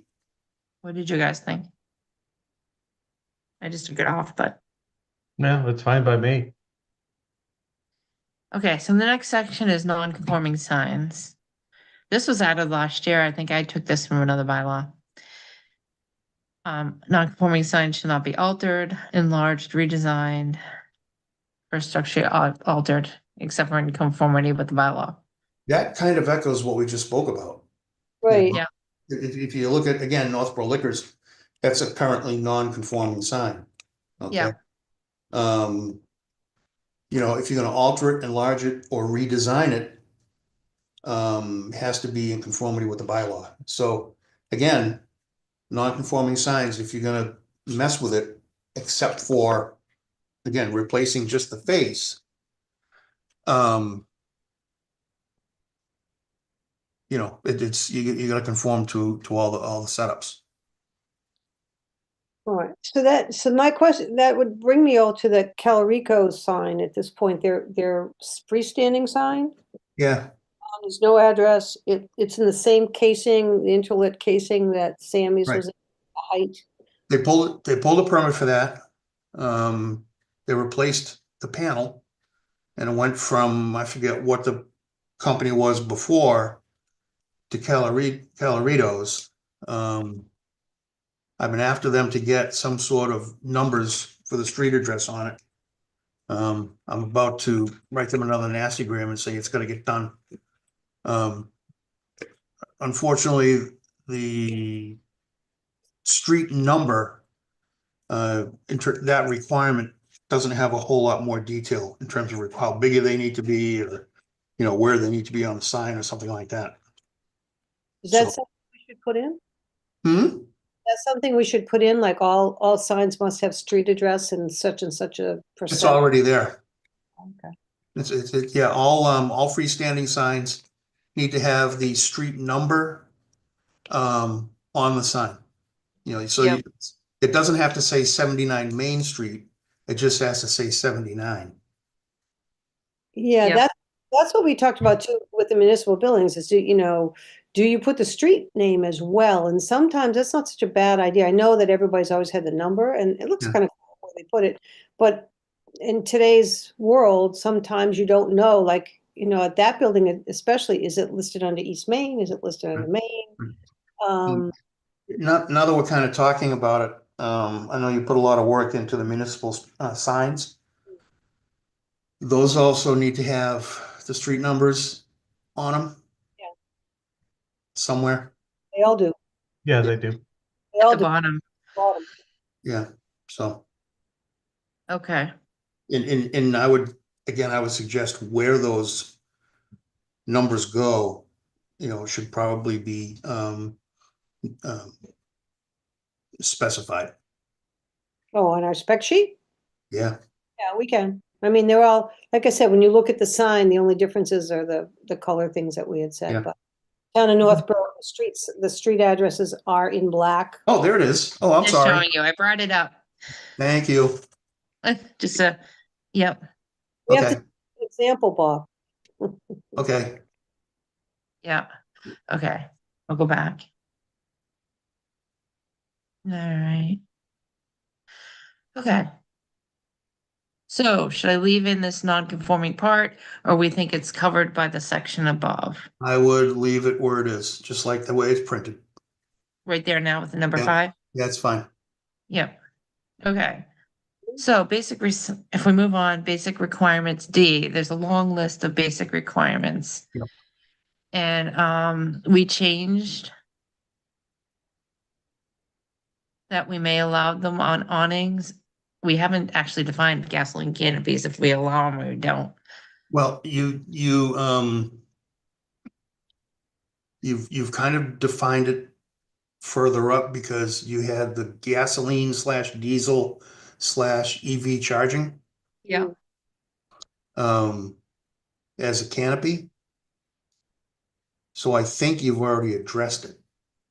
We didn't address like how much, like can it be on 20% of the canopy? Do we allow, like, we didn't say how we allow like 10% of the windows to have signs on it or like 32 square feet of the wall. Yeah. We have nothing about gasoline canopies or fuel canopies shall. I think Do we, we put something into that, because I don't like the fact that, over the years, the 3 canopies on the gas stations have gotten huge. The 4th one is Cumbies. Theirs is still small. And it's not obtrusive. But again, because we're not on a highway, you're not going 60 miles an hour when you pass these buildings. I think there's way too much signage on those canopies. And they may have gone before the ZBA to get those too. yeah, I think the one in Cumberland Farms, that sign was a part of the package. But they're making those overhangs and those canopies bigger and bigger because nobody wants to pour gas and, get rained on like I did yesterday. Yeah, that happened. So those things are just getting bigger and bigger. Whether or not there's enough wall area to put a sign on it, I'm not sure, but it's, I think they're all different, but I don't think they're gonna be getting any smaller. Well, and that's what I'm saying. I just think it's just more noise. It's just more visual noise. It's a gas station. You've got a huge sign that says what our gas costs are. Yeah, Redundancy. I don't think they need to do that. right now, we don't allow signs on fuel canopies if we don't, if it's not permitted, that it's prohibited. And I do think for the one downtown, they went in front of the ZBA, the one near the common. one near the common, they went to the ZBA because the requirement is for because it's at the time it was classified as a wall sign, and a wall sign does not allow for flat vinyl text letters. And that's what they had proposed, because the requirement's a 1/4 inch thick, and they wanted to use like a vinyl wallpaper, if you will. So they had to get a variance from the ZBA for that one specific difference. Yeah. So and again, even with the ZBA, I think you've got to have a limit, right? Like Amy said, with a 10% or something. Like Yeah, well, 20% or, No, like I said, it was a wall sign, so. But at any Well, rate, it went through. yeah. Wall signs are 32, it's 8x4. Yeah, Yeah, So, I think because we've pulled them out and we're now addressing them with a different definition, I don't think they should be considered a wall sign. well, you've differentiated it because you added a definition for the canopy sign. yeah. So So that takes it out of a wall sign category. Right. That's what I said. Right. So if we're gonna allow like their logo or sign for like, say, mobile, Do we allow 20% of the canopy to be their logo or name of the establishment? That's gonna be your call. Right, And the thing is that, because these canopies, say, for example, if a canopy has four sides to it, is it, just for spitballing numbers, is it 20% per side? No. Okay, because you get essentially four walls. I don't know. right. We'll have to look at BP. What are they just on one side or I don't even know. BP? Or whatever has the sign, which is the one near the town common? Did they just do? It's all over three anyway. Yeah, they got a list of oil changes and stuff like that on theirs. Yeah. Okay, this sounds bigger than a bird basket for right now. Yeah. We'll have to think about that. So the other basic requirements. We had, number 3 was no sign shall be part of or attached to roofs. Right. Oh, no, it used to say marquees, awnings, or gasoline canopies. And it does say further down in our bylaw that signs cannot be attached to roofs. But I thought since it's so buried on page 7-115 under location, it might be easier if we just have it quickly under the basic requirements. Like, I don't know, do you guys have your bylaw books? No. Well, page 115 does say that you can't secure a sign to a roof. But even I've been on the board I always say for 10 years, I've been on the board, but I've never even noticed because it's so buried within the sign bylaw. So I thought it's easier just to have it as a basic requirement and take it out of where it's hidden. I've never really had too much of a problem with people wanting to put signs on roofs. When the permit comes to me, if it's on a roof, I say no. Yeah.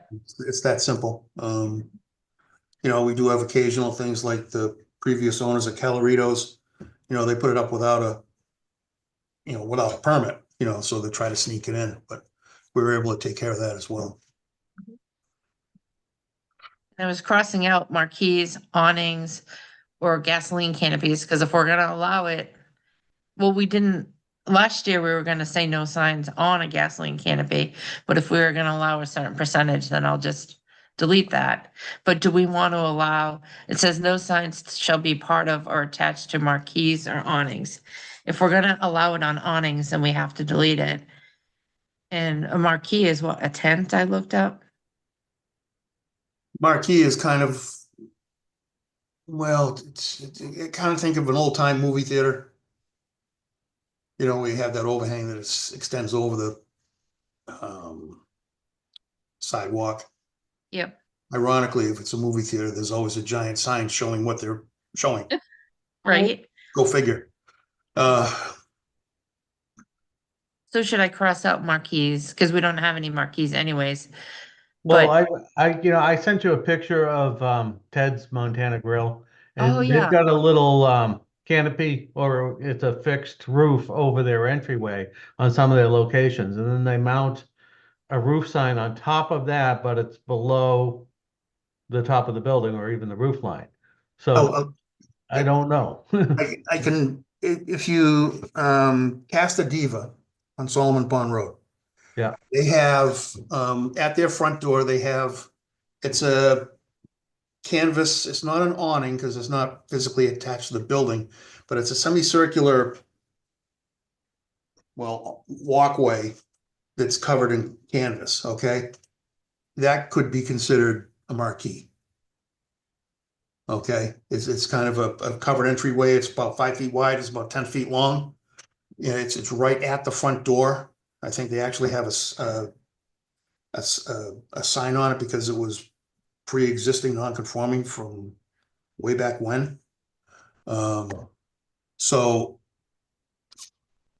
that could be considered a marquee. I would think. Same with Fox Run over there. Is it Fox Meadow or Fox Run? They have some of those big, long canopies. Yeah. Yeah. So should I leave it? Right now, the bylaw states no sign shall be part of or attached to marquees. But as you said, Casa Diva has one. Do we But- want to allow them or leave it the way it is? I personally would rather leave it off, and those were pre-existing non-conforming. Okay, Right. so then this wouldn't be crossed out. But if we're gonna allow them on awnings, then we do have to cross it out, because right now it says no signs shall be attached to awnings. Right. Take the awnings off, leave the other two on. You don't want any signs on gasoline canopies, but we could allow a wrap. Wrap wouldn't go on a canopy, a wrap would go on a window. The whole idea is as you're visually going downtown, you look at all the signage that's out there. The more lettering, the more colors, the more, everybody's trying to scream, here I am, like Vegas. It just continues to make that happen. If you don't have that, if those hadn't been granted, you would not have as much, in my design estimation, yelling going on. You know who they are, but Yeah, but we're drive- better off allowing signs on gasoline canopies than we are a freestanding sign. but they have a freestanding sign as part of their right, don't they, All Bob? right, so don't we have to back, because we've already talked about, okay, so we don't allow gasoline canopies. The signs on gasoline canopies. That seems odd, Why? because we've got at least 3 of them in town. One of them's on a brand new building. They've all got stuff on them. Yeah, I'm thinking Cumberland Farms, Sunoco, and the one with the mural. Even the gas stations out on Route 9 have them. Yeah, and 9 makes sense because you're going 45 to 60 miles an hour down the Yeah. road. The thing is that sometimes it's going back to my design days. Whenever you have an image or a photograph with wording or letters or text in it, your eye automatically goes and wants to read what's on what that word is or those words are. So, if you're going down the road and you see, that many signs, if there are too many of them, you can probably have an issue with, distraction. Right. 30 miles an hour through the downtown Northborough is, in my opinion, too fast. Because there's just so much going on. And do you want to have more distractions? Again, it's your call. And you could then separate it from 9. Right? Gasoline canopies had like 20%, and that way they could put their little Cumberland Farms, but they don't cover the whole canopy. Like their logo. Well, Right, and that's right. We talked about having 20%, and now we're not allowing them at all. This just seems weird. because now you're jumping from awnings to canopies, gasoline canopies. No, when we were defining gasoline canopies, we were talking about allowing 20% on the thing, and now we're saying we can't allow them at all. So we're just not being consistent here. Well, I know my personal preferences. In smaller areas, there's just too much going on. Route 9 doesn't matter because Route 9's a different place. Your sign bylaws have to be able to address everybody. Do you want to separate them out, or do you want to leave the downtown? I don't think hopefully we'll never build another gas station downtown, but I would think that the Route 20 corridor, if they ever had to try to build another gas station, that it would just be nice not to have a lot of stuff all over it on 20, as it's a small, short, low-speed area. Well, one of the things about the downtown is that I don't believe gas stations aren't allowed use anymore. So anybody who's in there currently is pre-existing non-conforming, including the canopies. So with the downtown canopies and signage, what you're worried about is if it changes name, changes logo, changes supplier, say if it goes from Getty to Shell to Mobil or whatever. But, so if we've got 3 or 4 in the immediate downtown, there aren't going to be any more. It's just not in the use tables. But they seem to get torn down and rebuilt quite often. Potentially. Yeah, I know the mobile station, I think that's the third building that's been there in my lifetime. Mhm. I just think if we say 20% includes their name or their logo, like the awnings, then that's what they'll do. If we say nothing and that they're not allowed, then they're gonna go for a variance. And And then, is the 20% for everything, like awnings and everything else? Is that what you're trying to do, is just do that 1% for all the three areas that you're gonna have? maybe, I didn't think that far. I think the awnings, actually, we said 10%, but, I go back to, gasoline, I go back to 10 on the gasoline and put it at 10%. If you've got 10% on the awnings. More consistent. Yeah. And I'm just looking at the pictures and the Sunoco station doesn't have a freestanding sign. All they have is the canopy sign. they've got a sign with numbers, with prices. They all do, they're all required. Well, I'm looking at the picture of it right now on Google Maps. Surprised. Well, and you also have to consider that maybe we won't have gas stations, but we might have EV stations. mhm. But I do And think, right now, the EV stations that are at Wegmans have digital billboards on them. Well, at least one did. You could see some different things going on. A lot of your gas station, I drove back home from Philadelphia this past weekend and stopped off at a fuel stop to get gas. And they've got like a 13-inch color TV there, and it's advertising and, go get a Coke and go get a sandwich and, it's, I don't know where you draw the line. right, Yeah. I think for You are canopies, correct. To correct myself, there is a freestanding sign for Sunoco. It just got lost in the background. Keep in mind, there are two types of signs in any gas station that are required by the state. One is the inspection sticker sign. And the other one is the price of the gas on the pump, not as a separate sign attached to a pole, but those little, 8x10 signs that are on top of the pumps. Those are allowed and required by the state without zoning interference. Well, I thought that was also that's freestanding, it was required that they put the prices on that too. don't they? Not sure. I'd have to double check that. There's a specific state code. It's not in a building code, it's not in a zoning code. I believe it comes under Department of Transportation. I'd have to look that up again.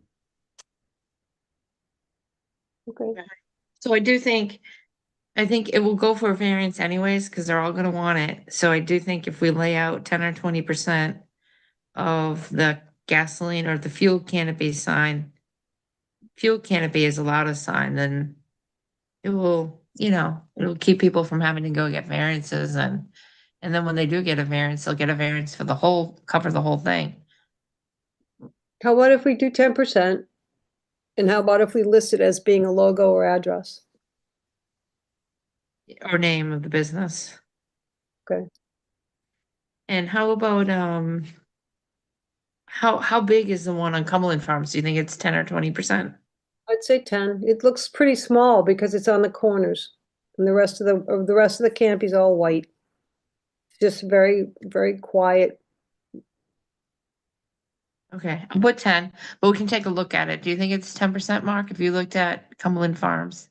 I'm looking I've- at it right now. It's pretty small.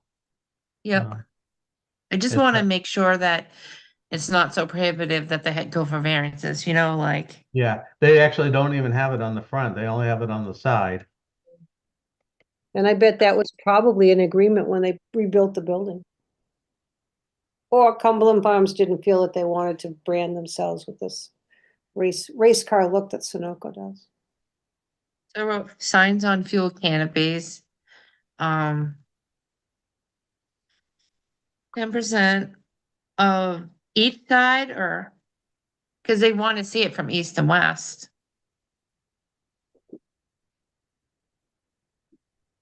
Yeah.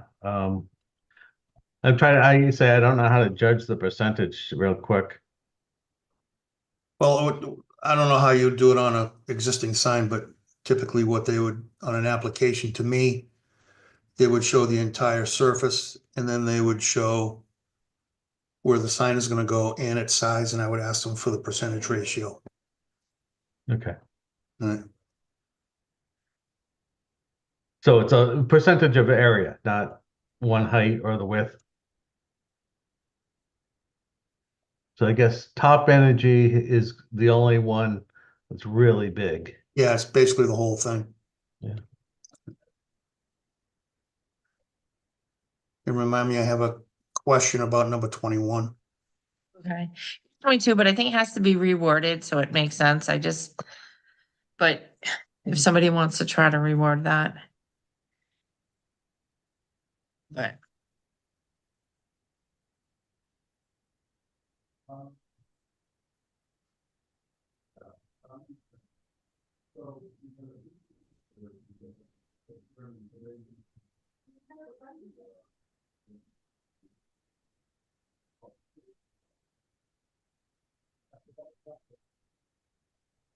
Like it. Good Something job. like that. Okay, Is 10% the right number, or did we want to look at? Nope, 10's good. Well, I have no idea what 10% looks like, so I It's just real think, small. yeah. I would think 20% is something I normally see. But whatever Cumberland Farms is, that's a good number. great. Right. So I guess you take that, put it on the computer and do the measurements, you could tell. Yeah, You mind doing that? And then I can change it to whatever it is. okay. Unless Okay. 15%. Yeah, we'll see what looks right. I mean, it's hard to go off of a number.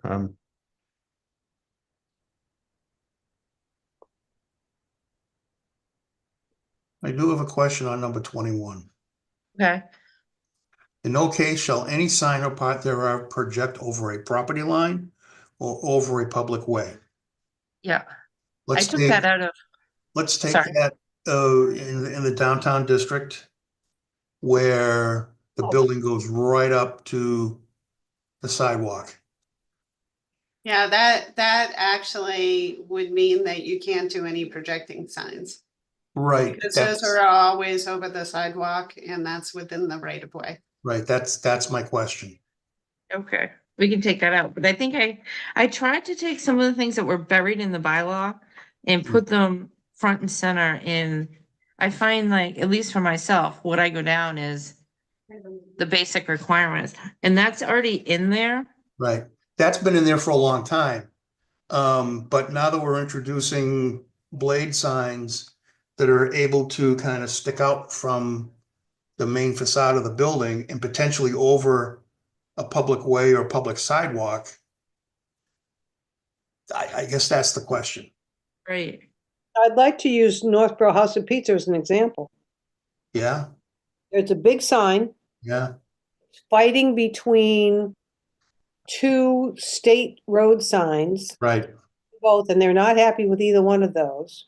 Right, they tell me that every time I go in there. So I would have preferred to see theirs higher. I mean, that's a big sign. If something were to happen, you're walking, boom. Yeah. And, you really don't really notice it because it's right on the sidewalk and you're going right over the railroad tracks when you're heading east. Mhm. West, you're heading over the railroad tracks, you're not looking over at that. You go, oh, is there a train coming? But there's three signs right together. It looks terrible. It doesn't feel comfortable. And the blade signs and such, I'm pretty, are these a certain height off the ground and all that sort of thing? And I know that's the only example I can think of downtown, but I think That's Sawyer's bowling is also a projecting sign. but it's not as close to the road or not as low, correct? Over the sidewalk. And then the barber sign next to Northborough House of Pizza. Isn't that a circular thing against the wall? No, it's a projecting sign. Hmm. I'm looking at it on the GIS. What's Well, the, Last year we went over projecting blade signs. Is so what you're talking about? Number 17, that says it has a minimum height requirement. Yeah, we had agreed to 10 feet back then. 10 feet seems, well, I mean, what about like on Rockies where they have a hanging sign under the canopy? That you can read as you're walking down the sidewalk? Those seem like they're less than 10 feet. The 10 feet works well with the sidewalk plow.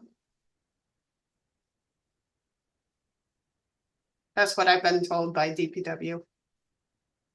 Yeah, I think we talked about this a lot last year when we came up with the 10 feet. Well, I think it's important to have some height because you don't wanna, Yeah, I'm just thinking of under canopies, like, or under freezes, like over at Rockies. I mean, I'm not even sure if they have the signs there anymore. I haven't been there in a while.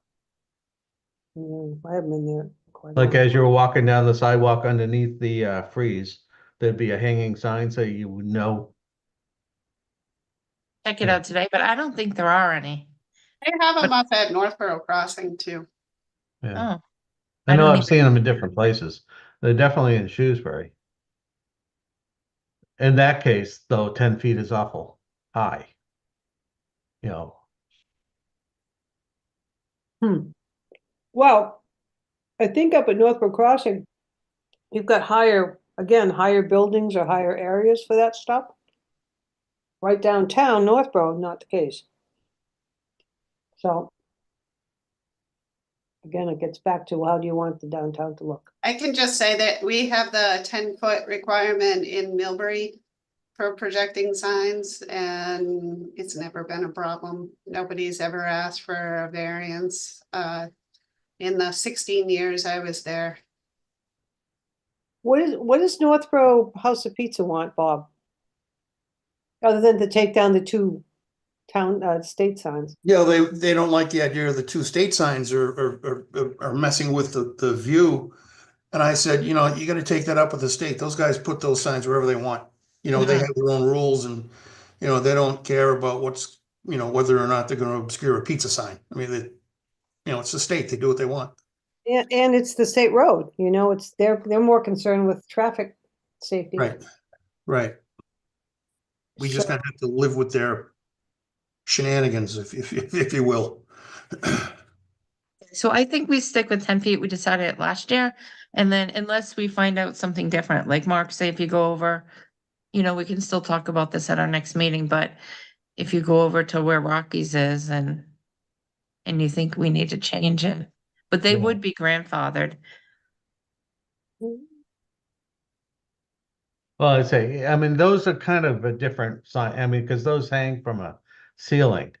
Um, Oh, so they're not really projecting blade signs out of the wall, yeah, but I see what you're saying. so the House of Pizza is the only one that's too low?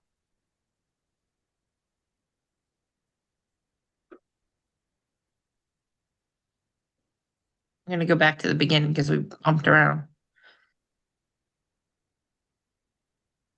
So I'm gonna take off the gasoline can piece for 3 because we went into of course, now it says my internet connection is unstable. All right, I'm back. So I'm gonna take off this gasoline canopies that was added because we agreed for 10% or whatever Cumberland Farms has. So number 3 now says no sign shall be part of attached to roofs or marquees. Is that good? All right, I just, this kind of ties in, like the Northborough House of Pizza sign. For them to get the 10 feet under it, they're gonna have to be, I guess they could do it mounted to the wall, but it would still be above the roof.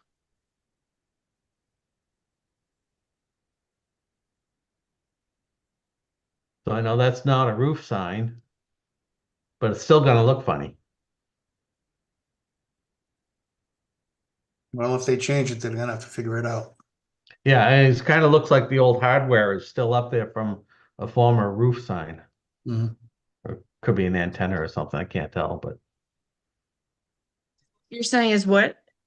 North Port House of Pizza couldn't have their sign now with our bylaws or no? Oh, yeah, because that's only about 7 feet tall. Yeah, I think they would do better to put it in a different position. Well, that's why I'm trying to say, we should make sure that they have a good place to put this sign. And if it has to be 10 feet tall, I think the building only looks like it's about 12 feet tall. Because right now the bottom of their sign is at the top of their windows in doorway, so that's about 7 feet, I would. Right, it's low. It's low and it's big. But if it were to go higher, it'd be above the roof. Kind of like Northborough Liquor sign there with the Budweiser sign. Yeah. And now, that really wouldn't,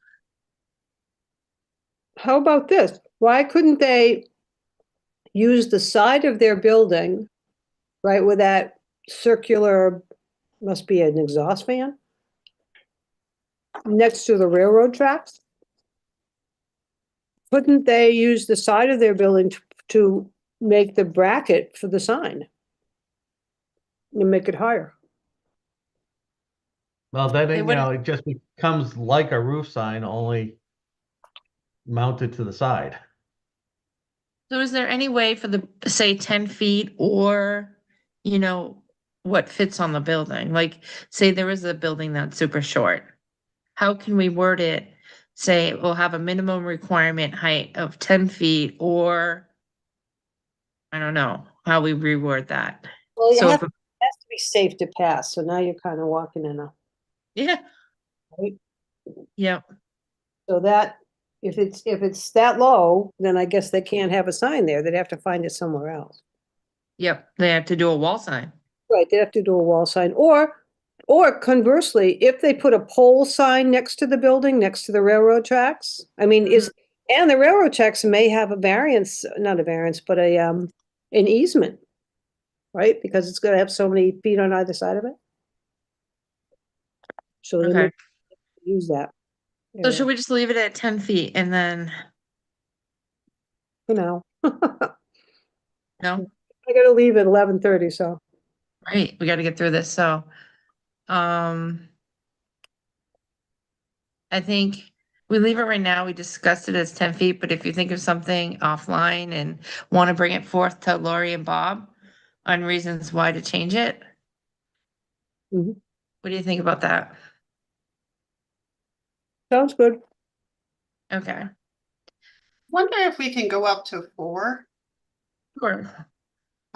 So I think these two sentences mean the same thing, and I don't care which sentence we use, but I think we only need to say it once.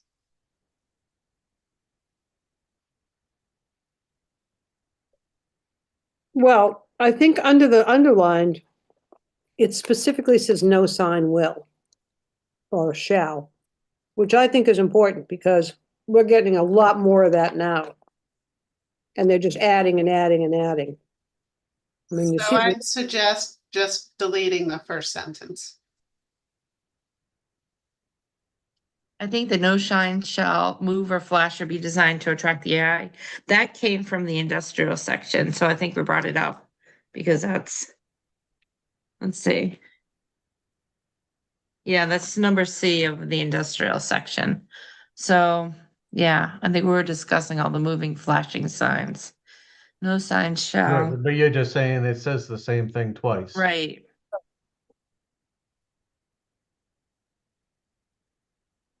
But it doesn't say anything about animated signs. So then It just say, moves. no sign shall move, flash, or be animated.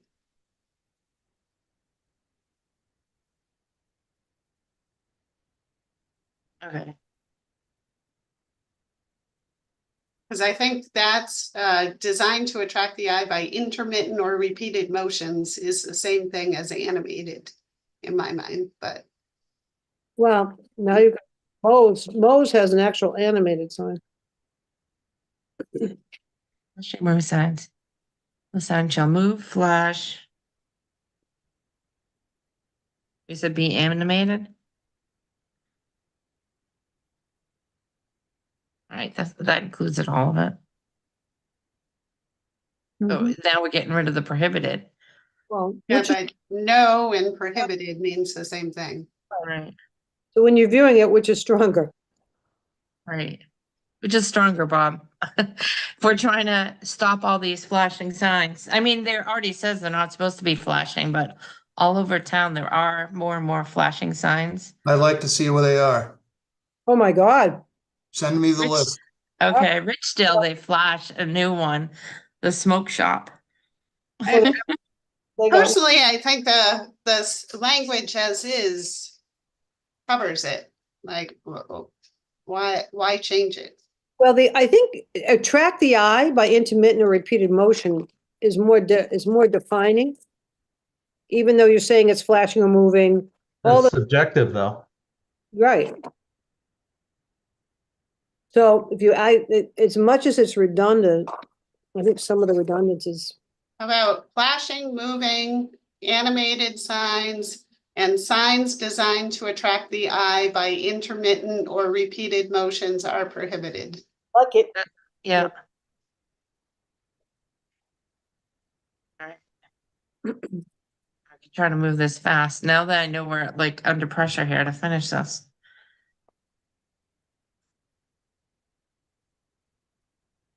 And then I'll fix it up after.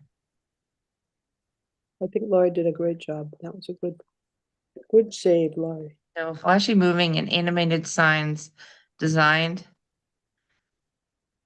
to attract the eye are permitted.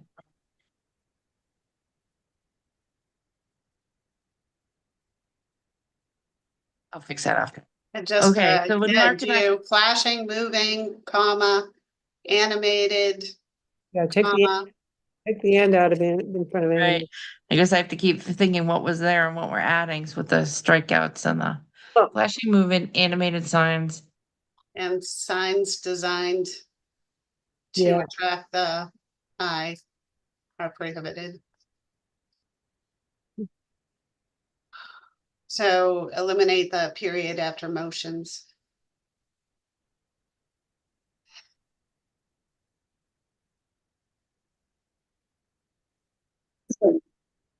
Okay, so Mark and I thought would take out the sign shall not be made of vinyl in any district because what vinyl is a plastic and we have all these plastic signs.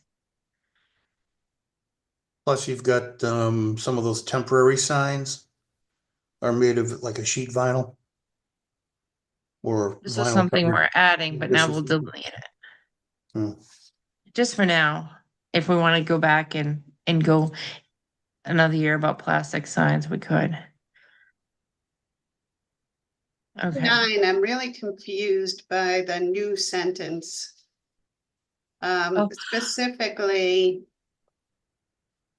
the portion that says, and no portion of the sign shall be located within the airspace above any other abutting property.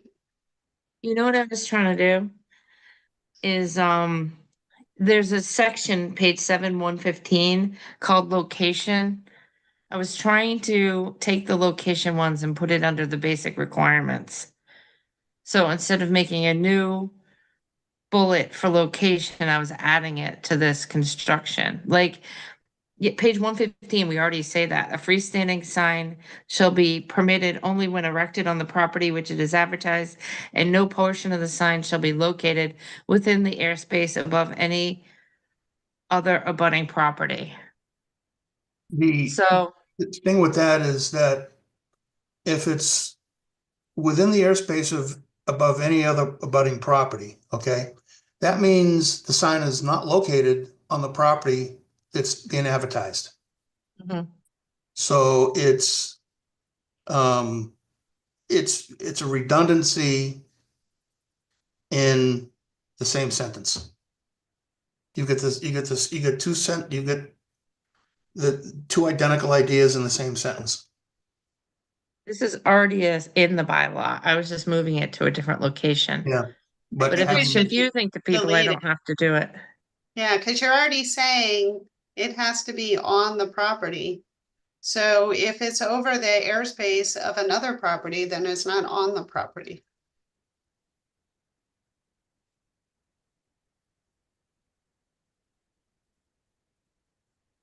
Yeah, but this is already wording in our bylaw. Like, I'm not changing any wording. Right. I was just changing the location of where the wording is. So I you're was trying to deleting make it from the other spot then? I was deleting it from the other spot. See the whole section on 115 that's called location?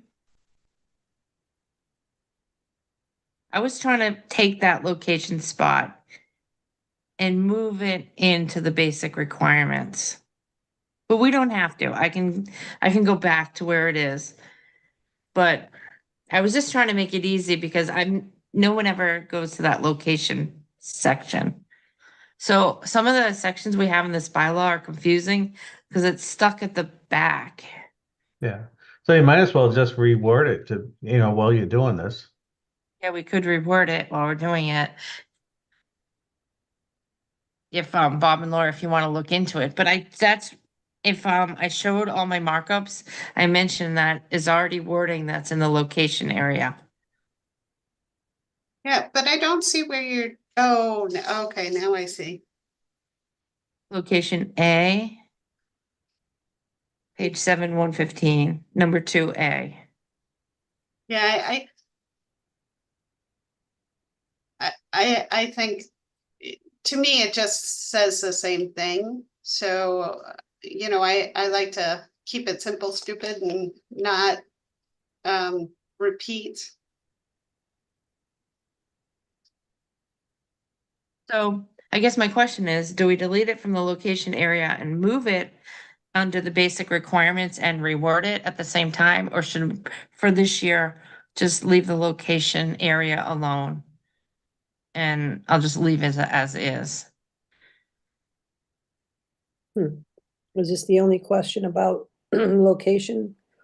No, I took all of those. I took the whole location section and moved it into the basic requirements. Well, that probably makes it easier to find. Yeah, because we never find it. I never knew where the section was where it said it couldn't be attached to a roof, but it was under the location section. So now it's easier if you just move it into the basic requirements. I have to agree with that. Yeah, I just think maybe Laurie and Bob can have a chance at rewording it to be clearer, less Yeah. redundant. Yep. So we'll just leave that, and if you guys want to reword it.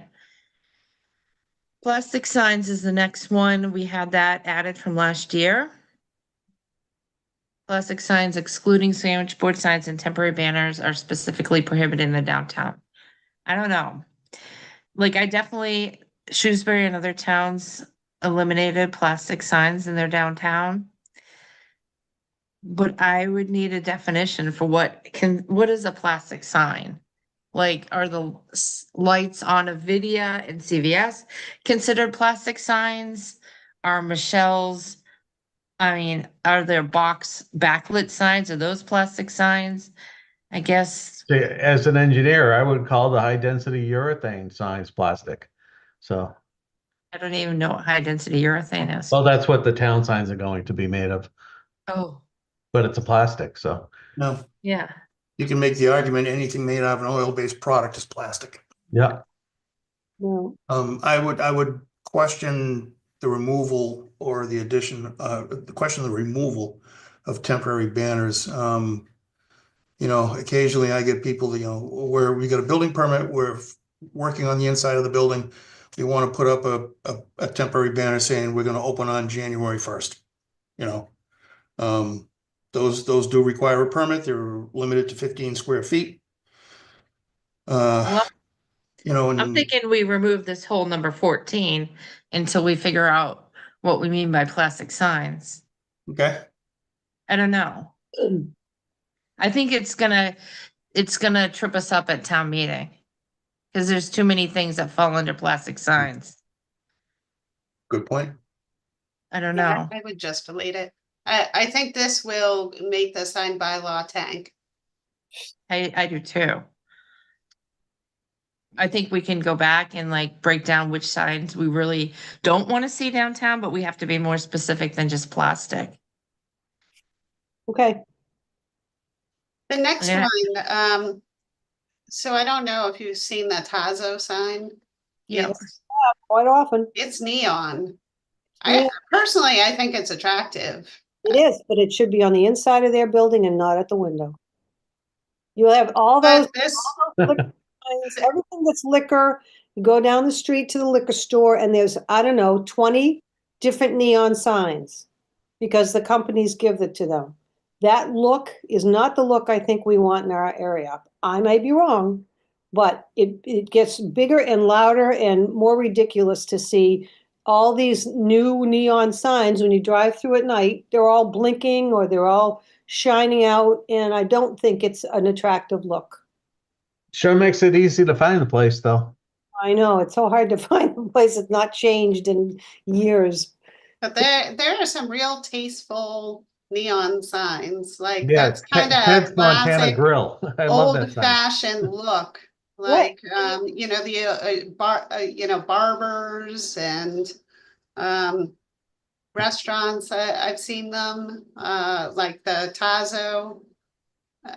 I mean, is it really all neon signs or just specific neon signs you have a problem with? Do specifically, because then people are gonna say, oh, you don't like my taste? You can't specify that only good-looking neon signs are allowed. So that means because Well, You can in the sign bylaw, I mean, in the sign guidelines, though. Like, why eliminate all neon signs when there are some very nice examples of neon signs? because there's some very, very bad examples of neon signs. For the same reason you would put it in, you could take it out. If you think going down to, what is it, where across from Rockies, that liquor store that we allowed to go in there and they took up 2 spaces, since day one, they've had every window covered with multicolors, multi this, multi that. It looks awful. And it also takes away from the other businesses that are in that mall.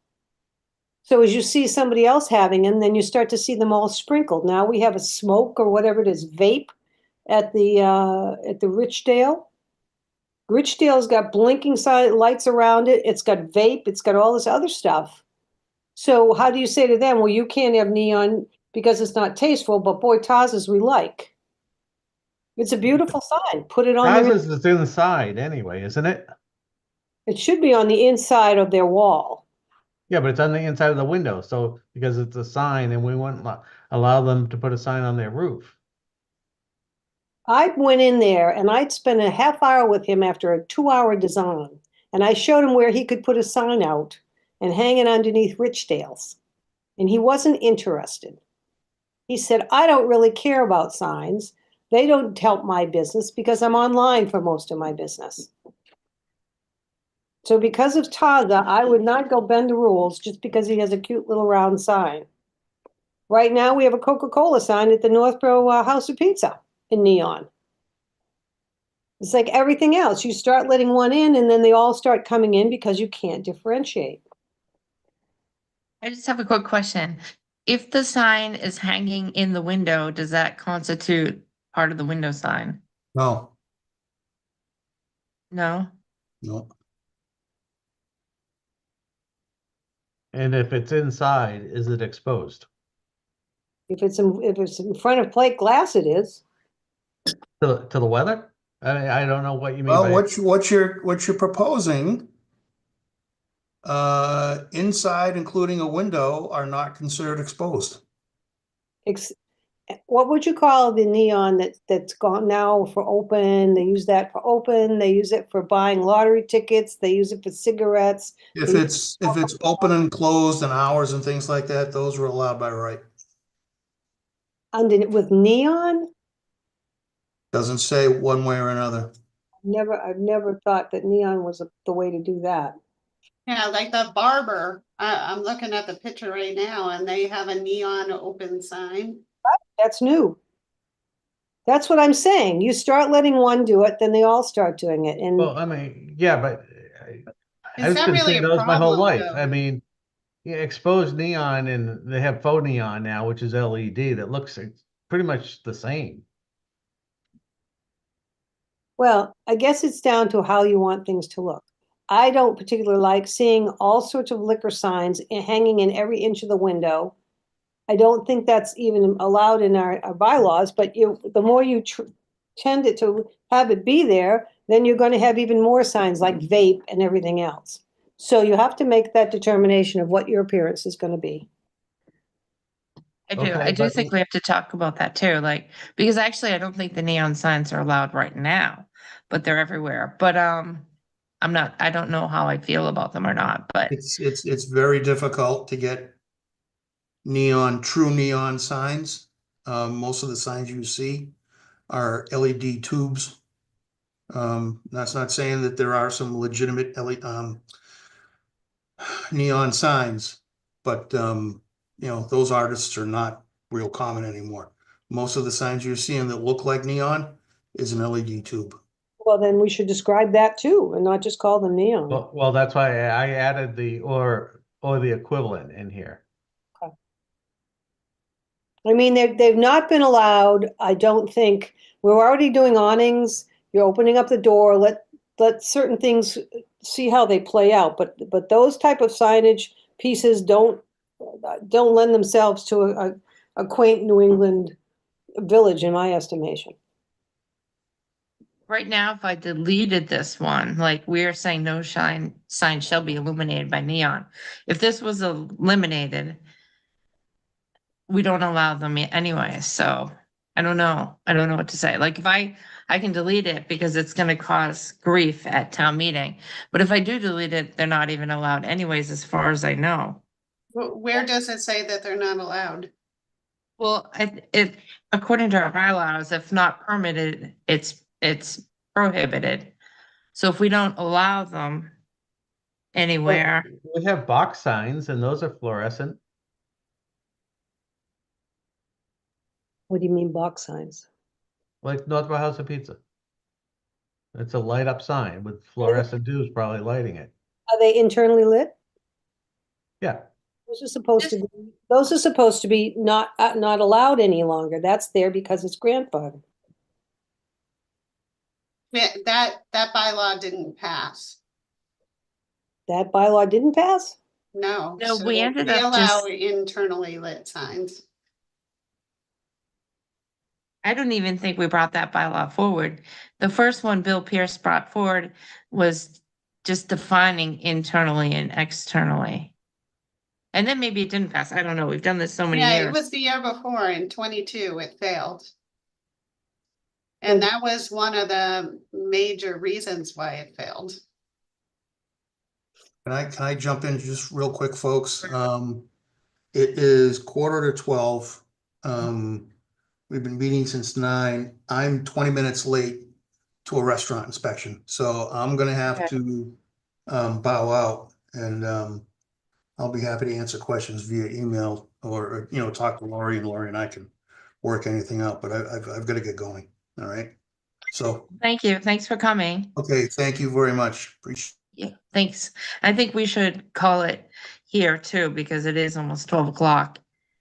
'Cause I got Um, 15 minutes late too. but we're gonna have to focus on this neon, like maybe I'll send an email, like we can delete this neon and then we won't have any heartache at town meeting, but if this comes out, I think it already is considered prohibitive. Because we have all our bylaws, if it's not permitted, then it's prohibited, so. I don't know. I'll have to look into that and anyone else can look into it too. I wouldn't eliminate it at this point. Start from here the next time we discuss it. So start. Okay. Everybody go home and think about your thoughts on neon. Well, I'm I already home. don't have no thoughts. I don't think mine are I know I already have Mark's and Lisa's thoughts on it. I don't know how I feel. I mean, I feel like neon, like you say, Taza is great, but I do question a liquor store being able to put 15 beer signs in their window because window signs aren't supposed to advertise what's inside the building. Like any signs, our sign, like, so I don't know how that fits into the bylaws. Well, I think there's a difference between advertising and the business's name. I mean, I like that Taza sign. Right. And it compensates for them not being able to put a sign on the, what I would have called a parapet, I don't want, Yeah. They had an opportunity to put a sign on the pole and they didn't care about that either. So I'm not Well, not, you wouldn't see that anyway. So I think what they did is better. And, it's Americana, it's, okay, I gotta go. I'm gonna see you all. I'm gonna redo that letter a little bit and have it ready for the meeting. And I see what Mark's saying too, is like, it's not advertising a product, it's advertising the business. So those are different. So, Yeah. but we'll have to look into it further. It's more than we can do today. All right, I'm gonna go. I'm Lori, gonna make a motion to adjourn. let me ask Lori, what do you have for time to do this letter redo? I can work on that right now and send it to you. It's just a little wordsmithing. It's nothing major. All right, so, because I just gotten a text from Mitch to get what he needs for that, so. All right, I'd like to make a motion to adjourn, everybody.